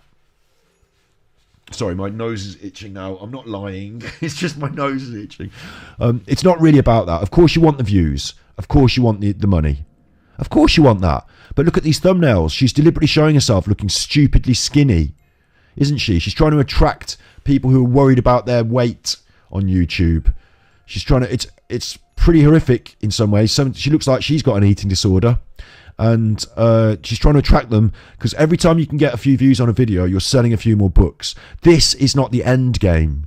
The YouTube channel is not the end game. The books, the website, the knock-on sales, that's the end game. So Martin is fully down that road. He's not just a little bit down that road. He's full on gone way down that road.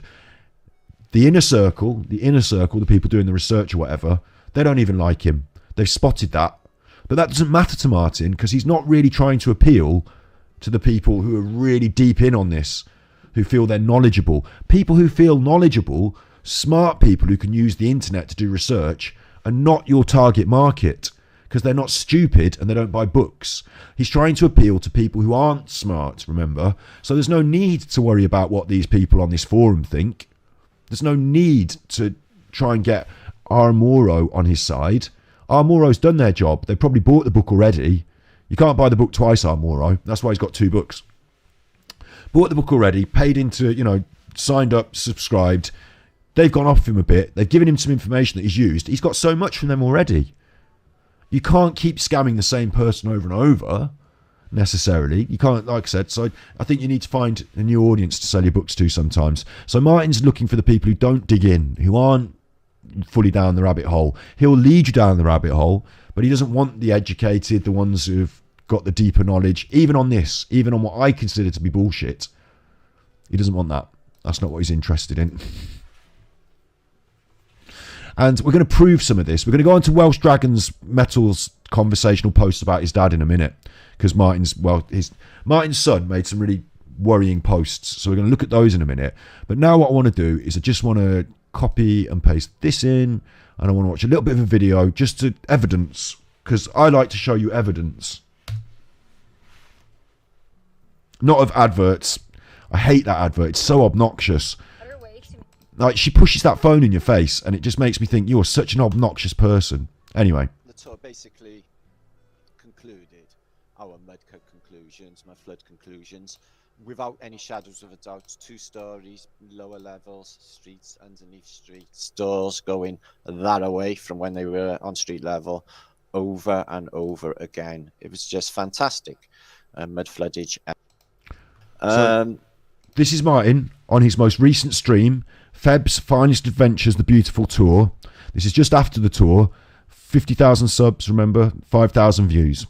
50,000 subs, 5,000 views. And this is him doing exactly what those people were levelling at him, doing exactly this. You ready? Well, not exactly, actually, but a good evidence of him doing something very similar. And it's just bound to have an effect. Holly Smith. Arwinigich, clown shoes. I've met plenty of witches with a voluptuous boobage. Well, not that bit.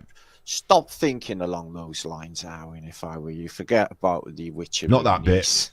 Okay. Stop watching them videos, brother. Put the Moloko away. Okay. This bit coming up now. Ready? Andrea 73. No, not this bit. Gareth Atkinson. Yeah. I've been watching Lost History of Earth with... So, that's not me, is it? So what happened was someone made a comment. He put it up on the screen. We need to get 1,000 subscribers on my channel so I can start putting the comments on the screen through the system. I haven't got that system yet. I haven't got that facility because I'm not monetized like Martin. But Gareth Atkinson says he's just been watching The Lost History of Earth by Erwan. One of the best videos I've ever watched. Check it out. So that's another person in the community suggesting something made by another person in the community, Erwan. Long history. There you go. There's an exact thing. Someone suggested it to Martin. He's possibly going to go and research it and look at it and then use the ideas, possibly. But what he does do, and this is what I'm saying as a bit of evidence, is he deletes that quickly. He doesn't even read it out. This is Martin being stupid. If you don't want to highlight something, do not highlight. Like if I read your comments, right? I don't go, for example, the latest comment with different twists and turns to suit the narrative of time. It's not the first time I've read that when I read that. What I do first is I look at it, and then in my brain I read it, and then I'll read it out loud. Because I don't want to accidentally say something on street. Like, you could write anything in comments, couldn't you? You could write a terrible swear word or a racist swear word, and I might read it and go, ooh, just read it out like an idiot. Ooh, Ivor Biggin. Has anyone seen Ivor Biggin? Where's Ivor Biggin? I could do that. So I've got to be careful. Martin's not. Martin just reads things out without thinking. And that led him into advertising one of his competitors. So what he does is he deletes it very quickly, and he actually states his thinking, the reason he's deleted it. So, that's not me, is it? That's not me, is it? And it's like angry, like, how dare you post that on here? That's not me, is it, you chuffer? So there we go. That's exactly evidence of that. I'm not going to go on about that too far. That's exactly evidence of that. I want to show you one more piece of evidence about Martin and what's his name? Someone's talked about I can't remember words, Levi earlier, and we said that he wasn't political. So I just want to show you JonLevi talking politically, and then we will look at the comments that were made by Martin's son, and they are quite. So this is Martin Liedtke, and I know. This was this Zoom was, yeah. And the big guy, JonLevi. So there's JonLevi. Lens, it's the bromide, wouldn't it? Yeah, Bavaria is taking all my time. I didn't like where I lived for the last, everything was perfect, a piece of land, a little house, solar power, everything, but I wished it was in a different location. I know exactly what you mean. Yeah, maybe in Oregon, or I don't know, just a different feeling. Yeah. Now at this point, it's actually a pretty good area. So he's talking about where he lives. Like where I live, from the outside, it's going to be dependent on the greater community too. I mean, it has. But we talk. Well, and there's. So sorry, I did look at this last night. I'm just trying to find the exact bit. He talks about the community. Really, it kind of comes down to, even if you had a little community like that, it's going to be dependent on the greater community too. I mean, it has to be. If you have the wrong kind of neighbors in the greater community, and you have this perfect little situation, now everyone's going to come and take what you have. Look at him smiling. Perfect little situation. Now everyone's going to come and take what. See that smile? And he leans in. Right, I'm doing a little bit of body language here, but what's happening is he's actually talking about his home life, his living situation. Now, I'm going to make a suggestion. You don't have to believe me. It's just totally up to you. We can all believe different things here, whatever. I think when he's talking about the community, because he is alluding to his home life, where he lives like physically, but I think when he starts talking about the community, because we don't tend to talk about our local community around, maybe you do, maybe you use that term. Community is much more an online term though, isn't it? It's much more a term about your community that you're working in, the Flat Earth British community, the ASMR community, it's much more like that, isn't it? So I think he's alluding to that. Community. That's going to be a massive drain on the entire community, isn't it? These limitations, that's kind of, what kind of thinking is that? Is it acceptance to everyone, or is it just to the fit, and the helping the people progressive? I don't know which way to think. It's just, is everyone going to take care of someone fucked up? Is what I'm saying. It's just, that's going to be a massive drain on the entire community, isn't it? And then and there's really, it kind of comes down to, even if you had a little community like that, it's going to be dependent on the greater community too. So what they're talking about is creating a sort of little commune, like living out on some land. It's 10 minutes in. They're referring to this community. So these ideas about community are going around in JonLevi's head here. I mean, it has to be. If you have the wrong kind of neighbors in the greater community, and you have this perfect little situation, now everyone's going to come and take what you have.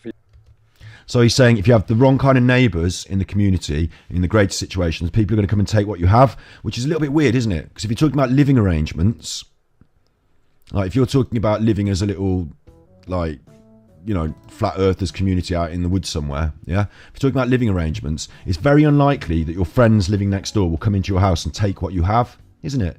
Isn't it though? Isn't it? If you're like in a commune and you're all sharing and whatever, it's very unlikely that people are going to take, because you share everything for a start. Communes, they share stuff. So maybe you're talking like a commune where you don't share stuff, like a community where you don't share stuff, where you've got your own and they've got their own. And now you're saying your neighbours are going to come and take your stuff. You obviously don't mean your neighbours, like my neighbours down the road today are not going to come into my house and take my Xbox. Do you know what I'm saying? They're not. If we have a really community spirit, a really sharing spirit, it doesn't mean they're going to steal my Xbox. They can play on it, they're not going to steal it. It's a very strange thing for JonLevi to say about community and about being surrounded, being the biggest one in the community and being surrounded by smaller entities in the community and worrying they're going to come and take his stuff. I think he's alluding to his position in the community online. And I think he's thinking politics. And because he's talking living arrangements, you can say, no, it's not politics, but people's ideas come out through their subconscious. He's talking to Martin, a smaller member of the community. He's lending his status to Martin through this little episode. He's also gaining Martin's viewers. He's also playing this YouTube game of community. Yeah? So I think JonLevi is carefully thinking about cannibalizing communities. I think he's seen it in other communities. The Street Fighter 2 community, the fucking Nintendo community, the fly fishing community, they all backbite, they're all into, you know, the dog training community. Oh, he said about this and now he's got the job, and they're all backbite. He's thinking about that community. He gets a big smile. Deceiver's delight. Deceiver's delight when you're saying something that, you know, is a bit naughty. You know, from the outside. Of course. So really it's about the location. You know, it really does. And he goes back into talking about locations for his little commune. I didn't like where I lived for the last, you know, everything was perfect, a piece of. And then he goes on about his living arrangements and stuff. So it's actually obvious to us from that whatever he's doing on this internet, whatever's going on, whatever his job is in the background, you know, whatever his job is, if he's got one, that's all feeding him and his living, you know, like all of us. Like all of us, we're trying to make our lives a little better, aren't we? I'm trying to make my house a little nicer, a little warmer in the winter. Trying to make sure we don't run out of money. But if we can get past the not running out of money bit, then try and make it a bit nicer. Try and share with some other people at that point as well, eh? Or I don't have to have a lot to share. I still share now, so that's a silly thing to say. I shouldn't have said that. But, you know, sharing and making people's lives better and all that stuff. So he's thinking about that when he's thinking about this community. And that says to me that he's politically minded. That whether he is overtly talking about it or not, he's referring here to the community online and about control of it and about how you can cannibalize other people's communities. And he's worried about the people circling him, around him, because he found his own little niche. On YouTube, if you can find a niche, that's very powerful, because you are the biggest thing in a small space. Everyone in that niche will watch you. But if the niche becomes overpopulated, when I started my ASMR channel, there were not very many ASMR channels. I could upload a video and it would probably get seen by people who just type in ASMR and browse. But now, if you type in ASMR and browse, you've got 100 million videos of people sucking a dick on camera, and you're never going to find me. You know, it's about being early adopter. It's about having your place in the market. And JonLevi has got this bigger position than these others. He's possibly been there for longer. And so he's looking at these new channels spring up. He's watching them grow. He's thinking about his position in the market and whether the people around him help, because if they're good channels, they could help the whole community grow. But if they say too much, if they overstep the mark, if they're clearly bullshit, they can tarnish him with the bullshit brush. So he don't want everyone stepping on his toes.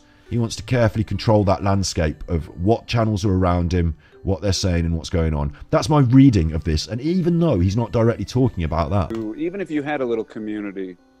Even if you had a little community. He's talking about houses before, he was talking about his septic tank in the minutes leading up to this. But even if you had a little community, he's not specifying that it's, you know, a little commune. He's saying community. Like that. And Martin's got his own little community, hasn't he? That it's going to be dependent on the greater community too. It's dependent on the greater community. So Martin's little group of followers are dependent on him and everyone else that's pushing this message. And he is in some way dependent on them. I mean, it has to be. If you have the wrong kind of neighbors in the greater community and you have this perfect little situation, now everyone's going to come and you know, take what you have. So he's worried, look at his face, he's worried people are going to come and take what he has. So what do you do in that situation? You take what they've got. Don't worry about those satellite channels and these orbiting. You shut them down, shoot them out the sky. Control it. You know, from the outside. Of course. So really, it's about the location. You know, it really. The location is online. It does. But maybe on different platforms. Didn't like where I lived for the last, you know, everything was perfect, a piece of land, a little house, solar power, everything, but I wished it was in a different location. I know exactly what you... So now he's got his own dreams and hopes, and we talk about that. So, but I don't know enough about John. I haven't watched enough of this and him talking. You know, he's very mysterious, John is. He doesn't like to present his own persona in the videos very often. You know, so it's harder for us to rip him apart. But, you know, from what I've just shown you there, that's why I think he's thinking politically. Because he's mentioned terminology that is basically politics. You know, the things he said there about communities, small communities, surrounding communities, coming in and eating the smaller community. That's all internet politics, that is. That's what he's describing. I don't know anyone who lives anywhere that's worried their neighbours are going to come and take what they have. Even if we start our own commune, I don't think that should be your worry. It's very strange for that to be your worry.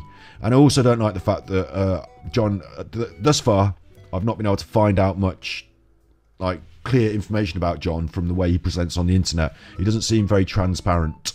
He doesn't seem very he seems very opaque. So that's JonLevi and why I think he might be thinking like that. So let's have a little look at now. We're going to do our community posts. This is Martin's dark side, remember. So this is a big one. And before we do it, I have one more tip about energy.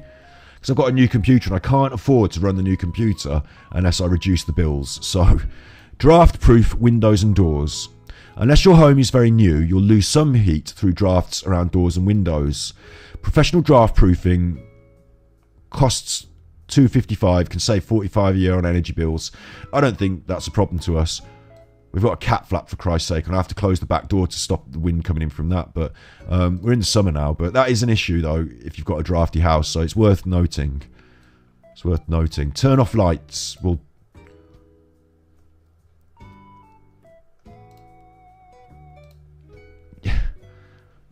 who's done this?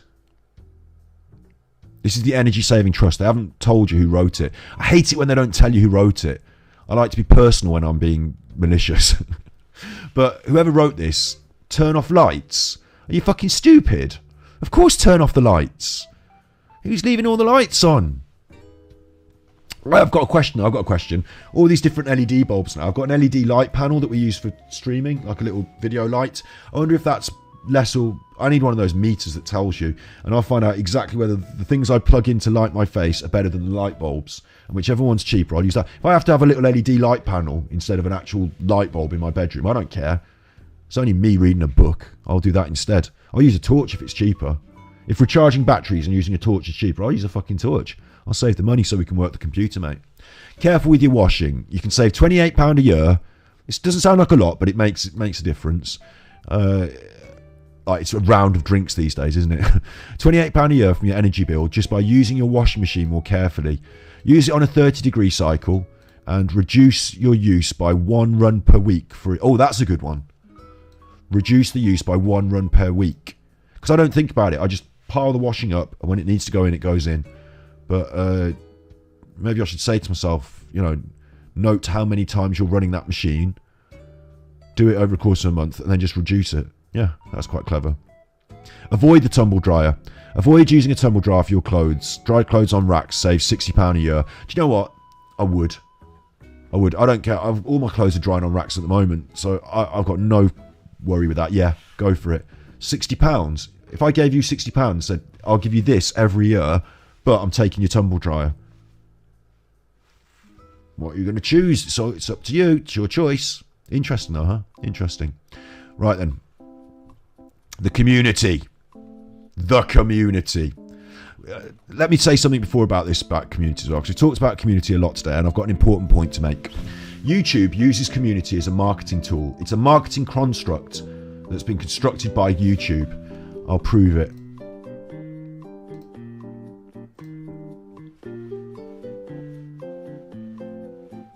This is YouTube Studio. In the YouTube Studio, when you go into your little YouTube, this is what I see behind the scenes. You go down here and you get a thing called Creator Insider. Web browsing. Web browser. Watch this week on YouTube. What's that? What's this? What's up, creators? What's up, creators? Welcome to this week's News Flash, because if it's Tuesday, it's News Day.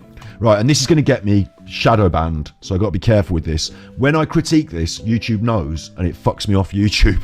It stops people watching my videos. But basically, the YouTube people make you a video every week to tell you how to YouTube, yeah? How to YouTube. So who is... And they've got their own channel, and their most popular videos talking obviously about how to get more views with Mr. Beast. That's a really good one. It is actually a good one. But look at this one. How to build audience loyalty from a YouTube insider. Audience loyalty for marketing purposes. That might not be ethical. Trying to twist you to be loyal to me so I can use you to make me some money. That's exploitation.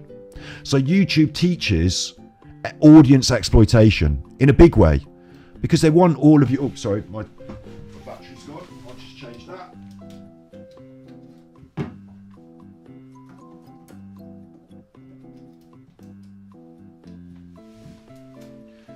Like literally, the expressions used by YouTube in these videos include things like try to turn your audience into an army of they say contributors, they mean financial contributors.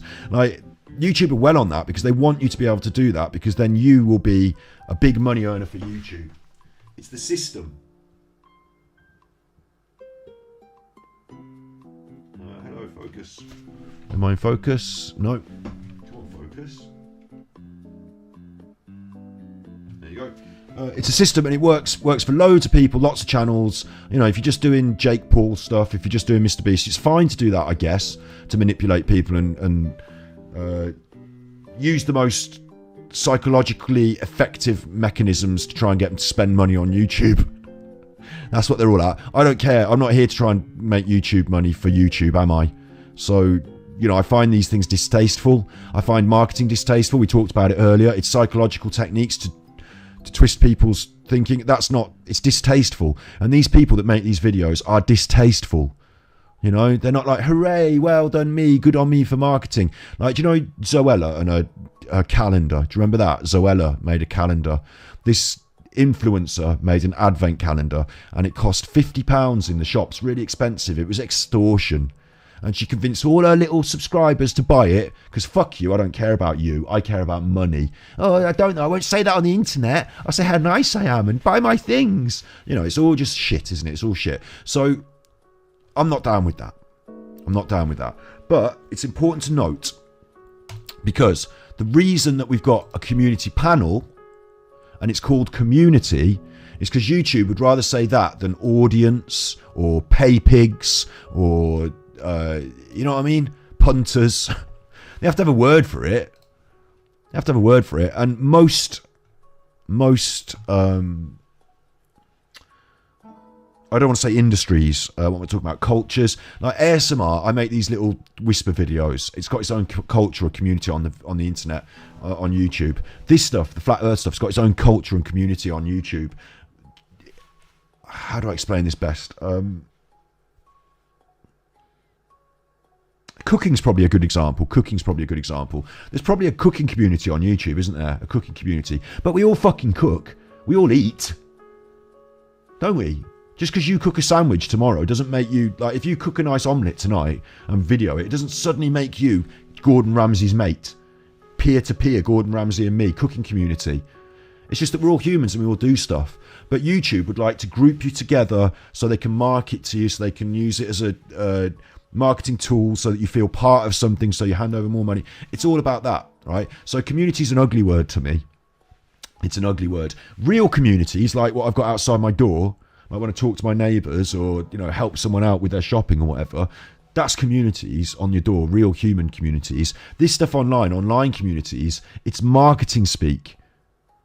If they get rid of the marketing, I'll be happy with it. We can do that then, fine. But because they can't, because it's intertwined, because half the people who talk about community on YouTube have learned it through the YouTube prism, and I just showed you, it's all marketing. I find it a bit distasteful, I do. And I don't think that I'm part of how do I explain this? Account, let's go YouTube.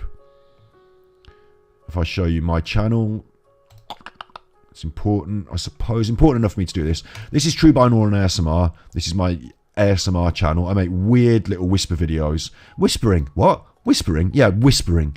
It's not just me. There's chuffing loads of people doing it. So if I do ASMR like this, now I'll get chuffing loads of people. Look, loads of them.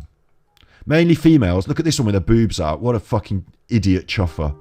Why don't you just go on OnlyFans or Pornhub? Why are you dirtying up our ASMR community? I don't like that. Oh, it's okay that women have boobs, fine. But if you're just showing us your boobs, why are you trying to pretend it's ASMR? See, it's not a community, is it? There's someone who doesn't belong in the community. But she's in the community because YouTube find her to be very appealing because she gets lots of views. So she can be the leader of the fucking community because you get more views. Whatever. There's a million people doing these videos now, yeah? Well, there's mine. There's mine. I come out right at the top. That's good, isn't it? But there's a million doing it now. There's mine from 7 years ago. All the rest of them are like from a month ago, aren't they? Look, Pokemon cards. That's not ASMR, really. That's selling toys to kids.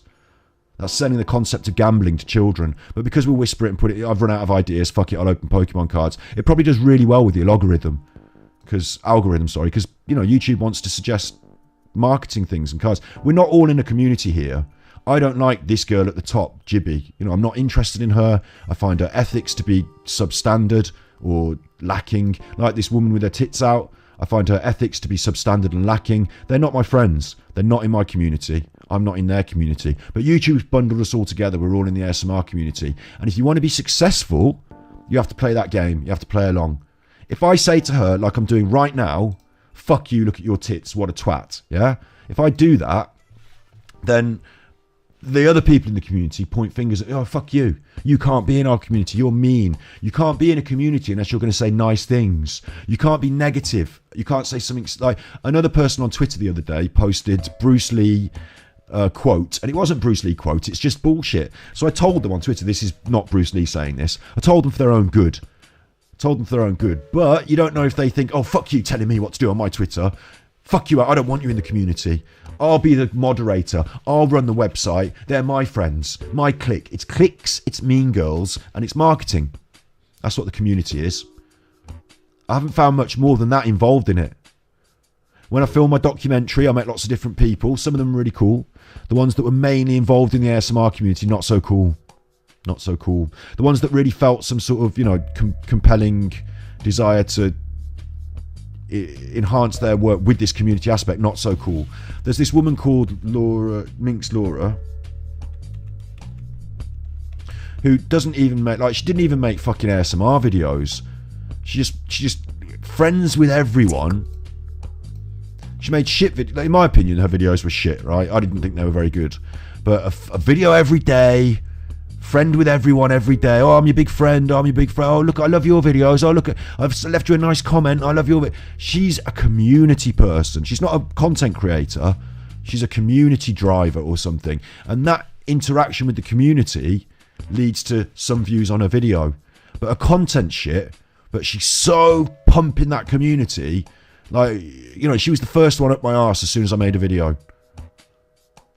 She's never been negative to me. She's never been nasty. But I just see it all as bullshit marketing because I see behind the veil because YouTube tells me to look behind the veil. These are the lessons. Here she is doing all the lessons. Include Ghostbusters with it. Include slime. Every keyword and buzzword you can. And trying to sell, like, or ignorantly selling shit. Buying loads of plastic shit that'll end up in the ocean. It's all fun and games. It's not. Think more. You're not my friend. I don't agree with these ethics. I don't want to see people buying loads of plastic shit and throwing it in the ocean. I don't want to see fidget spinners in the videos. They end up in the ocean. I don't want the best ASMR people to have a link at the bottom so you can go to Amazon and buy the fidget spinner. I find that distasteful.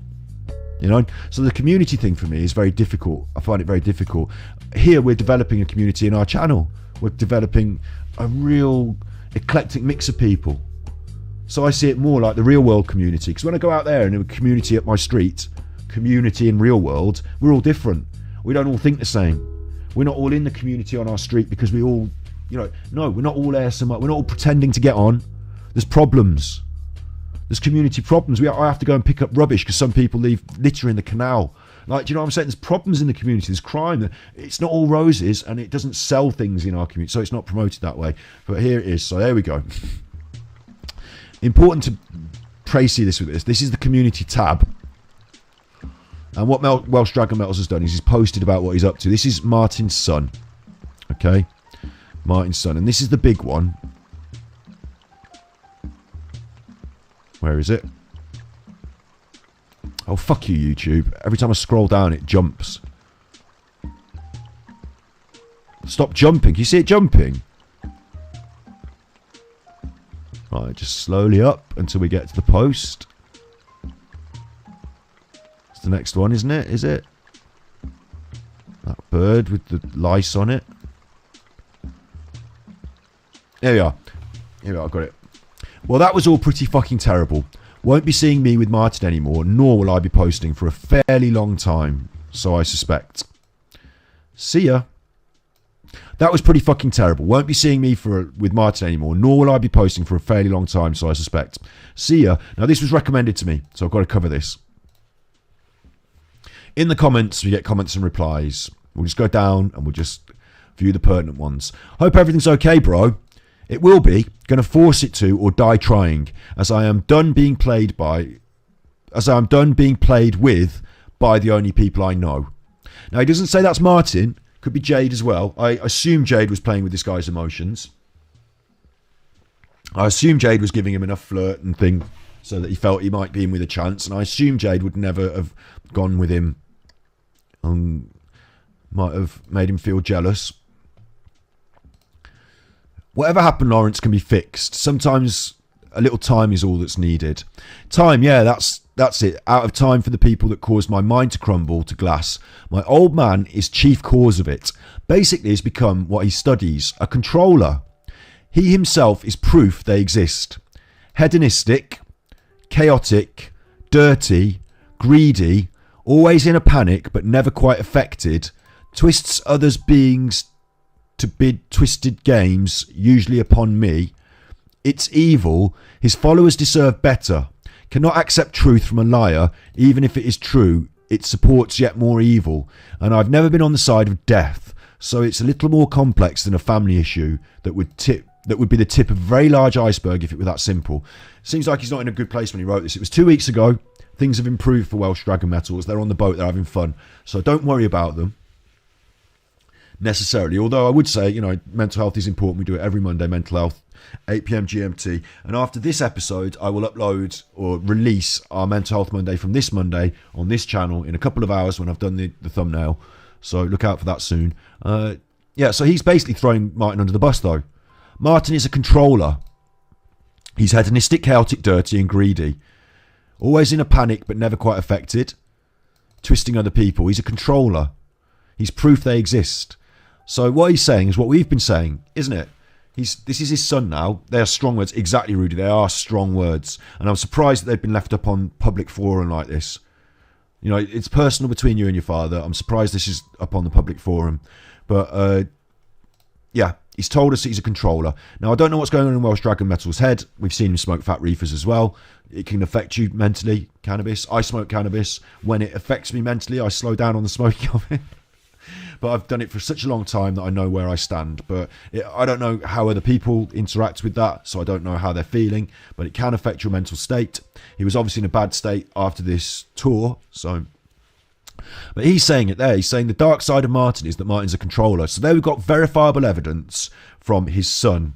And people have said, oh, why don't you look at this? Jade's good. Martin's bad. Look. Well, Martin's bad, but it doesn't say Jade good. Jade also a controller. Jade also chaotic, dirty, greedy. Jade also doesn't care about other people. Jade also twisting people. Jade also trying to become a controller. Has a YouTube channel. YouTube's part of Google. We're all part of the Google network. She's also involved. So I won't have it that this is evidence that Jade is right or correct, or, you know, two wrongs don't make a right, and one being wrong doesn't make the other one right. You know, but this is really important because Martin is now being outed for his blag. And it is all just a blag, isn't it, really? It is all just a blag. Well, I'm drained of will at this point. Too much evil crap for 1 year. Evil's a heavy word as well, isn't it? Evil. Needs an escape, thinking I'm going to buy a boat, a seaworthy one soon, very hopefully, so I can sail far, far away from cities and the monsters that inhabit them. You don't need a boat to get away from cities. You can go just into the countryside. Using a boat to get away from it all will be difficult because you need to repeatedly go back to it all and moor it. Otherwise, you'll die in the sea. But, you know, I do like the idea of being out on the boat and freedom and all that, and I love the sea. So I'm not critiquing Welsh Dragon Metals too much here, but I just like the countryside as well, so... And it's interesting, Martin ended up on his boat, didn't he? So, must be history to this mystery drama. Wishing you a smooth resolution. Everyone wants to know the story. Smooth, no sandpaper more like. Truthers deserve better than my old man. He's the controller you seek proof of, corrupted by the evil texts he studies, no doubt.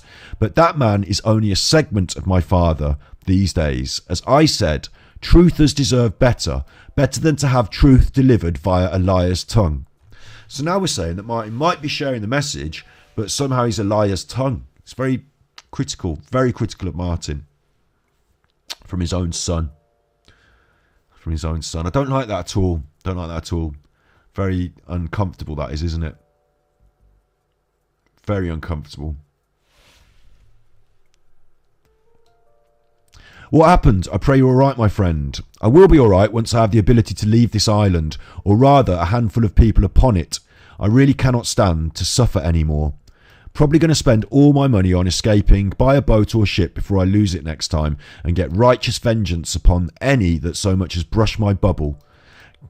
That sounds a bit... Cannot seem to calm fully. Not a surprise though. Rage and betrayal really don't subside quickly, so I need to escape. Alternative is bad for a whole bunch of evil fuckers that are blissfully unaware of their twisted natures. So now Lawrence is, and I'm going to say it outright because I say things as they are. I call a hat a hat. I call a hat a hat. Lawrence is threatening to kill everyone. He is though, isn't he? He's threatening to do one of those Columbines. He needs to buy a boat or he will lose it next time and get righteous vengeance upon any that so much as brush my bubble. He's remembering the words from Pulp Fiction, and I will lay my vengeance upon thee. He's remembering that, and he's imagining himself as Samuel L. Jackson. Rage and betrayal don't subside. He needs to escape because the alternative is bad for a whole bunch of evil fuckers. The alternative is bad for them, which is that he'll blow up and exert his vengeance. He's threatening to kill everyone.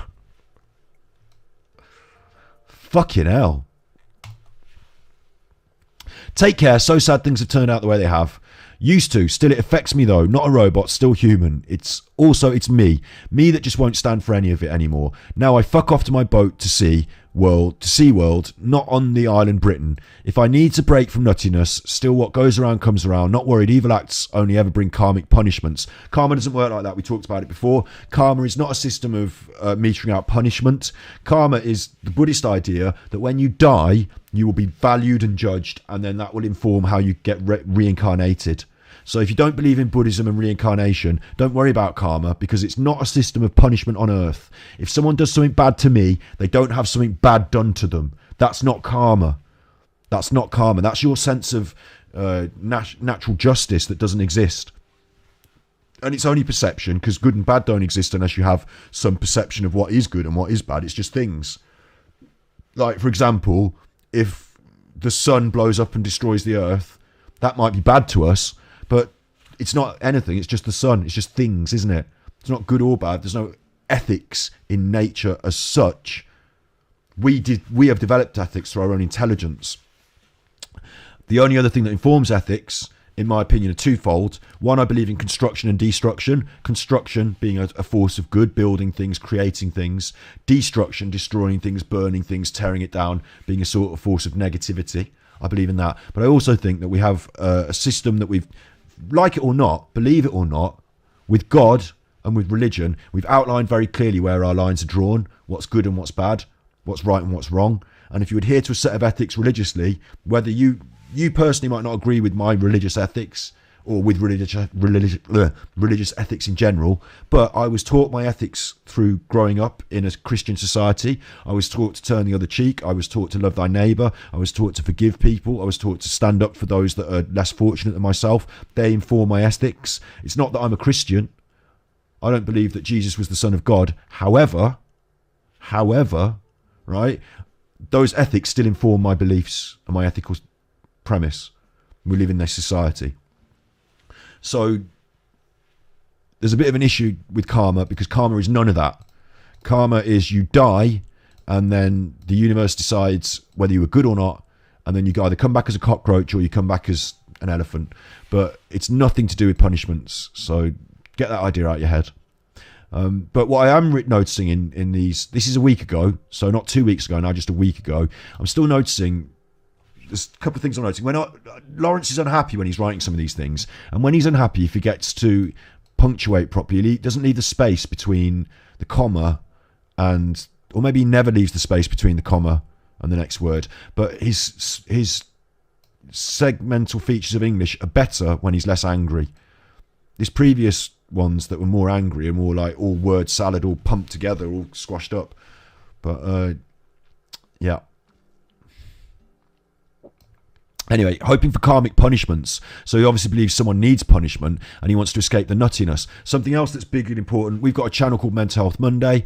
Go on the channel that you're watching now, scroll down to the bottom and find Mental Health Monday. There it is, it's got its own channel. And on Mental Health Monday, I upload the edits of the live streams that we do every Monday on Twitch. So that's edits. Lawrence, go and look at that. Go and look at that. If you're having mental health problems, sitting on a boat at sea, it will help to get you away from the things that are causing you the dysfunction, but it won't help to fix your mental health. Mental health is most improved by engaging in society and communities, by engaging with people on a one-to-one level and talking to people, in my opinion. There is lots of other things that we then draw out and talk about, but it starts with talking to people. Going off on your own and being isolated, isolation and loneliness are not bedfellows with positive mental health.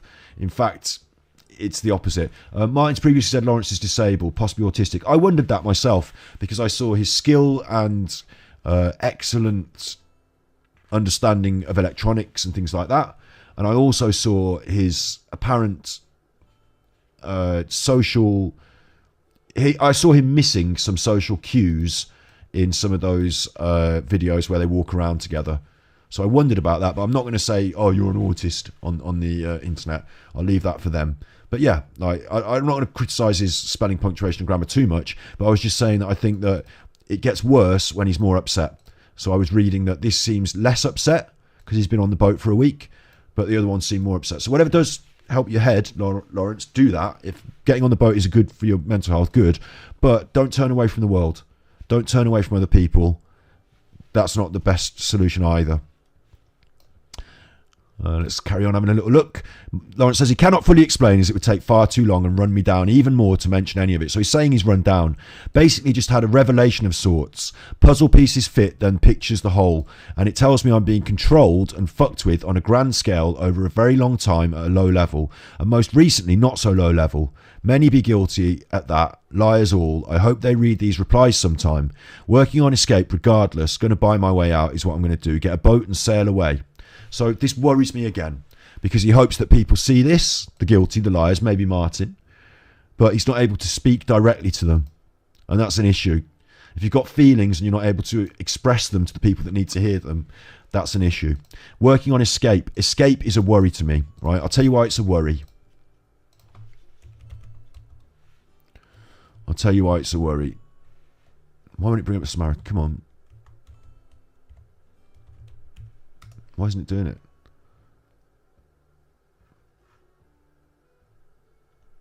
Is it my spelling? There it is. Okay, good.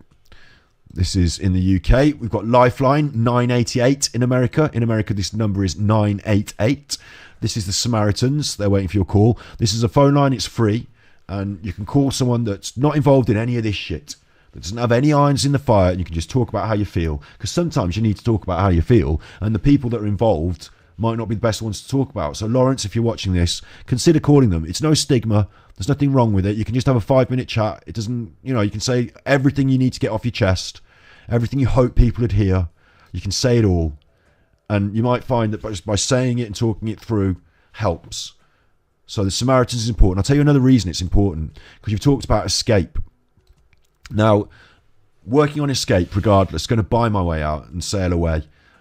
Oh, it sounds lovely, but there is no escape. This is the brutal reality. There is no escape. These things that trouble us, these things that get us down, we can turn away from them, we can take a break from them, but they will be there. My dad does not behave the way I wish he would. I'll tell you that. I'm not going to go, drag him over the coals on the internet, but, I've had a lot of unhappiness in my life. My parents divorced, and I've had a lot of unhappiness in my life. I can't change it. I can't control it, so I don't tend to focus on it a lot. But I also can't escape it. You know, it's also part of me, and I have to face up to it sometimes, deal with it sometimes. So my worry in this comment, working on escape, and especially with the boat, and this is a worry that Snips had about me recently, talking about Gravekipper. We all do it a bit. We all think about death. We all think about, you know, the great beyond, whatever. And the worry here is that when you're depressed and you're talking about escape, something that you can't escape, because you're going to be his son, he's going to be your dad, something we can't escape, then that's one step away from suicide. Samaritans 116123 for free. It's very important. Talk to the Samaritans if you're in crisis, if you're feeling suicidal, or if you know someone that you think might be and you don't know how to behave with them, call the Samaritans. We'll also reference Mind here as well. Mind.org.uk, a charity, not mid, you idiot, Mind. Mind.org.uk are a charity, and any aspect of mental health is covered on this website. Any aspect. It doesn't matter what way you're entering into this discussion, you'll find something interesting there. So that's cool, because I'm worried about the language used here. Working on escape. Get a boat and sail away. You know, people fall in the sea and never seen again. Sitting there out on your boat at sea, you must have thought, what if I don't come back? What would they think if I don't come back? Lawrence, if you're listening to this and you think I'm telling the truth, you know, if you thought that, Lawrence, if I'm seeing into your head, you thought, what would it be like if I just sailed this boat away and didn't come back? Or worse yet, push Martin in. Or, you know, God help us. You know, if you were thinking anything like that, escape. That's what people who commit suicide do. They can't take it. Life is not easy all the time.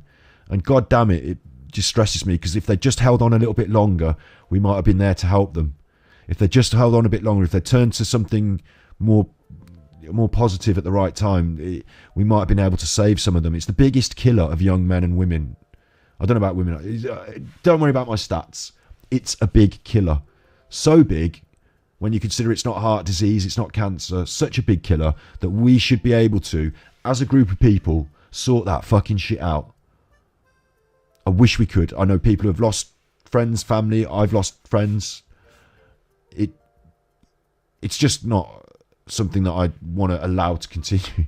But I'm not the king of the world, am I? So I can't do anything. But this is what I can do, is to make a point here. If you're feeling like that, recognise it. Because the worst thing in the world would be to just jack it in, and then we don't have you anymore. And that, not that you're dead, but we don't have you anymore. And you'd be surprised if you've ever known someone that's died, even not from suicide, from any other form, any other thing that was a shock. Maybe it's not the person you know, maybe it's not your closest relative, your girlfriend, your whatever. Maybe it's someone you just know. Maybe it's just some fella down the pub's not there anymore. Maybe it's just some woman that used to work at the shop. She's not in there anymore.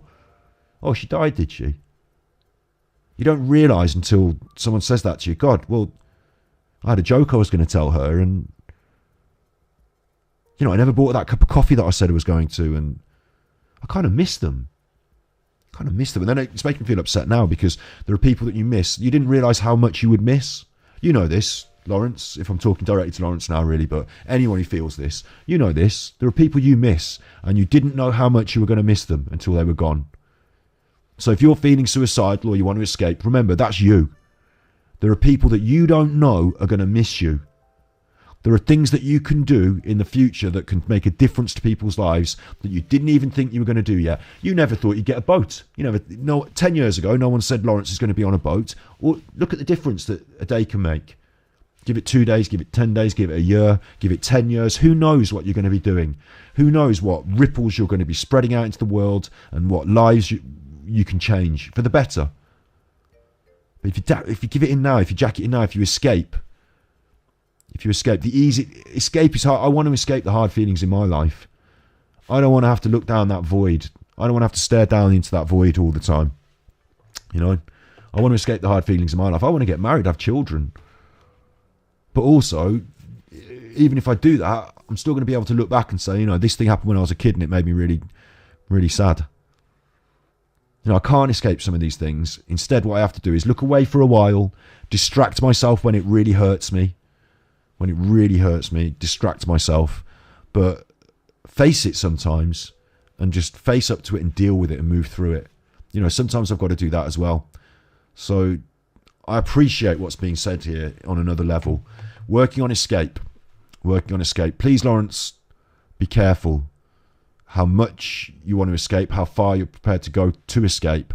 And I would also make this another point here. Alcohol doesn't help anyone in this situation. Smoking weed is probably not necessarily that good, but alcohol makes you depressed. It makes you angry. It makes you anxious. It takes money and time away from you. You can't fix a boat while you're drunk. You might fall. Alcohol is not beneficial either. So I'd be careful about those things. I'd be careful about those feelings. And when I'm talking about people on the internet, I'm being careful about their feelings. Look, this goes for everyone, not just Lawrence. More replies. Long story, short story. Bad company, lots of lies. Must escape or go on jihad upon them that so affect my soul's being. That's the other thing that worries me there. Threatening to kill everyone. Please don't try and kill me. Going on jihad against everyone. That's a worry sign. But that's one step away from suicide, isn't it? That's what happens after that is you end up doing yourself in, isn't it? You know, I worry about it all. Lawrence, what happened? What happened exactly, if I were to say, would utterly ruin at least 3 YouTubers, probably more, and may affect others also. So it's not just his dad, remember? Look, this is important as well. 3 YouTubers are involved. I'd quite like to get Lawrence on and find out what all this is about. Hear him speak his truth. But 3 YouTubers are involved, probably more. And to do so would make him as twisted and fucked up as them. So he's going to leave it unsaid for his own sake. Fuck the ones that are guilty. They know who and what they are and why. I alone, as I am, I'll never be alone as these people. I hope they see this reply sometime and know it's them I talk of. Again, hoping to speak to people through this mechanism means you are trying to communicate, but the communication lines are broken down and you can't get the words out. I think what might be good, Martin, Lawrence, between you two, is to maybe Lawrence write a letter. Maybe write it down. You know, maybe get your feelings out in that way. And whether you share it or not, that's another story. But I would share it. You know, I'd share it. Someone down here's got a bit of a issue with their buttons on their phone because they keep hammering all these emojis by mistake. Another one. Did you have to find another place to live? I've got my own place. I can never live with Martin. So thank God you don't have to, you know, suffer it day to day. And they're the comments. They are the comments. So I'm not going to do electric cars today. I'm not going to do Tesla today. That might be tomorrow. Or we might do something much more light-hearted tomorrow. We might. I'm not got my plans lined up yet. If you want to leave me comments in the actual comments and videos and people to look at, I will look at them. It might be a month before we get to it. Because like I said, I've got things lined up and still haven't got to the things we've got lined up. I really appreciate you being here, interacting. We're seeing a different thing today. We've got a different message, haven't we? We're doing the dark side of Martin Liedtke. And we've seen that, in my opinion, everyone's got a bit of a dark side. Everyone could be a bit of a chuffer sometimes. But it's all a little bit familiar to me in terms of marketing and manipulation, I think. And that all is a bit seedy and disgusting, isn't it? So I agree with those people. Martin's no good. You know, Martin's not some super saint. He's been grifting on the internet. He's been abusing his position. He's been exploiting people. I'll agree with all that. Absolutely. I won't therefore say, right, that means Jade is innocent.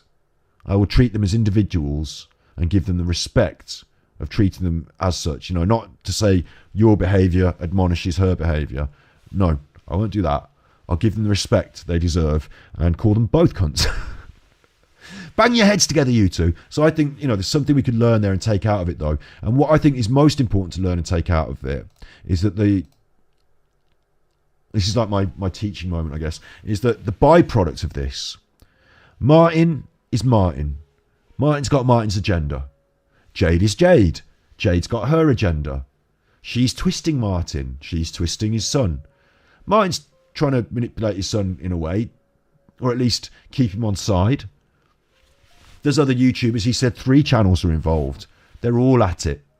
They're all at it. The byproduct of it is that Martin's son feels suicidal. Now, I don't know how much fucking flat earth means to you. I don't know how much Tartaria means to you. I don't know how much money means to you. If my sister told me she was feeling suicidal and it was pertaining to something I was doing, this stream, for example, this stream is a a real highlight for me of my life. I'm really enjoying pushing this forward. I'm really enjoying expressing ideas, talking about ideas, hopefully shining a bit of light in the world, hopefully looking at things a little bit differently to other people and sharing ideas so that we can improve people's lives in the long run. And hopefully this is just the start of something bigger for us. So I'm really lucky that we get to do this. But if my sister said, you know what, every day you're on the internet and people are talking about me because of you, and you mentioned me in this, and now they're talking, and it's making me feel depressed, I just stop it. Her feelings are more important to me than my career, you know? And this is a load of silly nonsense anyway, so it's not valuable. So of course you can just stop it, Scott. Don't be so silly. Of course you just stop it. But, you know, how far would it go? Where would the balance be? What if I was making money like Martin is? What if I was, because I want to one day make some money out of this. I want to get a sponsor. You know, I want to move forward. You know, what would we do? I think it's up to you, isn't it? It's your choices. But what we've seen here is what I want everyone to try and take from this bottom line at the end. You know, if you can take anything from these people, doesn't matter what side of the fence you're on, is be aware of the collateral damage. Be aware of people's feelings. Be aware of who you're hurting and how they're hurting. It might not be that you yourself can fix that, but an apology will always go a long way. Not just empty words, but an act of contrition will always go a long way. I see empathy. Start your sentences with you. Martin, call Lawrence and don't say I. Don't say I think this, I think that. Doesn't matter, not Martin, not Lawrence now, anyone. Because you might be thinking, God, there's this person in my life that I haven't spoken to for a while because we had this, you know, whatever. Don't say I. Don't say I. It's not about what I. Start your sentences with you. And you get a lot further. You must think this. Do you feel that? You know? If it's got to be I, have I hurt you, isn't as good as are you hurting? Have I hurt you? Is it about me? Are you hurting? Let's talk about you. When the feelings come up and come out, let's not shut them down. Let's not steamroller them. Sometimes they'll be hard to hear. Sometimes they'll be difficult to deal with. Let's not get angry with each other personally for having feelings. You can't control the feelings when they come through. You have to feel them. It's like waves. This big wave hits you. Sometimes it's grief. Sometimes it's anger. It hits you. It's not forever. Like Martin was angry at the start of this episode. He's not always like that. He's not always calling people names. You know, let that dissipate. Let it go. Remember what you really care about and who you really love. And try and be compassionate to them. Try and listen. If you can't, if you find it difficult, explain why. Don't leave them thinking they don't want to talk to me. They don't even care. Say, look, I find this hard. So for me, you know, now it's okay to talk about me. I find this really hard. So you are going to want to speak. I am going to have to take breaks. I'm sorry. It's not because you aren't worth listening to. It's because I find it difficult to process it. In arguments all the time, I wish people didn't have the whole argument all at once. Can't we say one thing? Can't you take that away and just have a think and come back and say, you know what, that one thing was okay and I understand what you're saying now.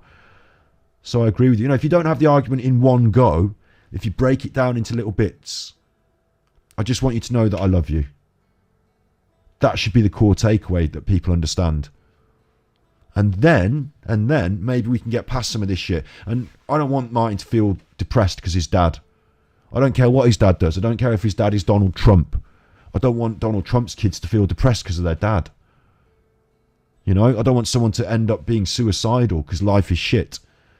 Because all the people in the community around them, for all of it, for all the community, for all the industry, for all the books, for all the conferences and the talks and the walks and the videos, we can't get together and stop people from feeling upset. We can't love each other. It ain't a community for me then. That's no community for me then. If it's all about the videos, the numbers, I'll be your friend and you can be in my video and we'll both get a financial, it ain't for me then. I'm there for you. I'm there for your heart. I'm there for the love. And that's why it's funny to be accused of being a Satanist. You know, how can I spread this message and be a Satanist? I'm saying rise above this shit. I'm saying sometimes the ideas are fun. Sometimes the Tartaria, the flat, whatever, you know, it's been fun for us looking into it, laughing at the conspiracies. But the real human beings behind that, and I'm not bullying them online, the real human beings behind that, and I want them to be happy, not sad. Because I believe that if we work this thing through together, that is a ripple. That next thing, Martin's not being mean to him. He's not on that boat out there on his own in the sea. He's now going to join in his community and share that love. If you share that love with someone, you build them up. You don't break them down. You don't try and steal their audience and backbite. If you build them up and feel that love, I mean, I might be wrong. They might take it away and be selfish. But a big part of me believes that the only way they learn to express that love is by being shown it. And I also believe if you bully people and you're mean to them and you're arrogant and you're condescending, and I've been guilty of all of that in our content about this. If you're Simon Dan, this fucking idiot with his fucking stupid ideas, you don't spread love, you don't reach people with ideas, do you? It's reaching the people that's important. It's sharing the ideas, it's reaching the people that's important. So I hope we've reached somebody there. I hope somebody finds some solace in that. And it's only a small thing to go out and do something nice for somebody. It's only a small thing to take the neighbour's bin in if they struggle dragging it in, or, you know, probably don't give sweets to kids these days, but I'll just be uncorrupted and skint. Yeah, exactly. Uncorrupted and skint. Money corrupts all and uncorrupted skint. It's a bit of both, I think. A bit of both there. I'd like to think if I won the lottery, I wouldn't become a cunt. I'd like to think that would enable me to do all the charitable things that I'd always wished I could do. So maybe it corrupts a lot of people. Maybe the pursuit of money corrupts a lot of people. But maybe having enough doesn't have to. Maybe that can help you to become something greater than this struggle that we all have to. Like, they force us to struggle. They force us to compete. Maybe if we had enough to share, we wouldn't have to compete. I don't know. I don't live in that world, so I don't know. But I agree. I'd rather be uncorrupted and skint. If I have to, you know, I'd agree. Money corrupts. I've seen it corrupt, and I'll agree. I'd rather not follow those dynamics. I'd rather not listen to YouTube when it tells me to try and turn you into a community and exploit you. I'd rather not listen to the negativity and the corruption if it's going to profit, if it sells the book. I'd rather not. Yeah, I'm down with that. I agree with your sentiment there. But at the same time, I really want to be rich. I really want to be rich so that I can make some other people happier. And do you know what? I'm saying this now. I think there is something lacking from our streams, which is I say these things, but I don't show you them enough. And I'm not going to show you my contributions to here's my bank account. Look, I gave this to charity. Aren't I good? I'm not going to do that. But we need to find a way of doing something online, on stream, that is charitable, that helps make money for charity, that, you know, shows that I'm walking the walk. Not just privately in my day-to-day life, but walking the walk through our products, our content. And I don't know exactly how to do that because I'm just learning. You know, I'm just making it up as I go along. But hopefully we'll get to that at some point, because we can all be a bit skint, but together, even with just 10p each, we can really change someone's life. Yeah. So I hope that's been a good final thought. And it's not all been horrible today. Tune back in. I will be later on today. I'm going to go for a dog walk now, and then later on today I'm going to upload the Mental Health Monday episode. We started looking at the effects of conspiracy theory on mental health on Mental Health Monday, so I'll upload that later tonight. I hope it doesn't destroy the algorithms serving of videos, because I'll have done 2 big videos today, but I'll upload that later tonight. Look out for that, and I'll be back on tomorrow at 2 p.m. GMT, probably to do something completely random that doesn't involve all this chuff, that's a bit more cheery, you know, a bit more cheery. Where's my list? I've got a list of stream ideas here. We haven't done professional eating. I wanted to, you know, the competitive eating. I wanted to have a good look at the competitive eating scene. Top 5 worst funeral speeches, things you would never say at a funeral. I wanted to do that. My ideas are, what I wanted to do is make it look like a church in here with a green screen, and then like I'm reading at the funeral. My ideas were to read the McDonald's menu, describe something I watched on telly last night as part of the funeral. Here's a clip from my upcoming movie. Like, you know, in Letterman, you know, when they go on the Letterman show, this is just me in my brain. You know, when they go on the Letterman, they say, "Hi, it's nice to meet you today." "Oh, yeah." "And so you've been in a movie?" "Yeah, I've been in a movie. Here's a clip." You know, "Oh, nice. Welcome to the funeral. I just want to show you a clip from my recent movie." You know, anyway, that was going on in my brain. So I've got ideas. Anyway, I've got ideas. Old cult films. I'd like to do an episode on old cult films. So if you've got any cult films that you remember, cult films, not the big films, the cult ones that we all watched on VHS when we were younger, the cult films. I'd like to do an episode on that. All sorts, you know, all sorts. It's supposed to be variety. It's supposed to be variety. It's supposed to be something anyway. You be good, my little puckos. I'm now going to go and walk the dog in the sunshine. And I'm not a Satanist. I wish love on everyone. I want to make sure people are not being exploited when we find they are. I want to have a laugh.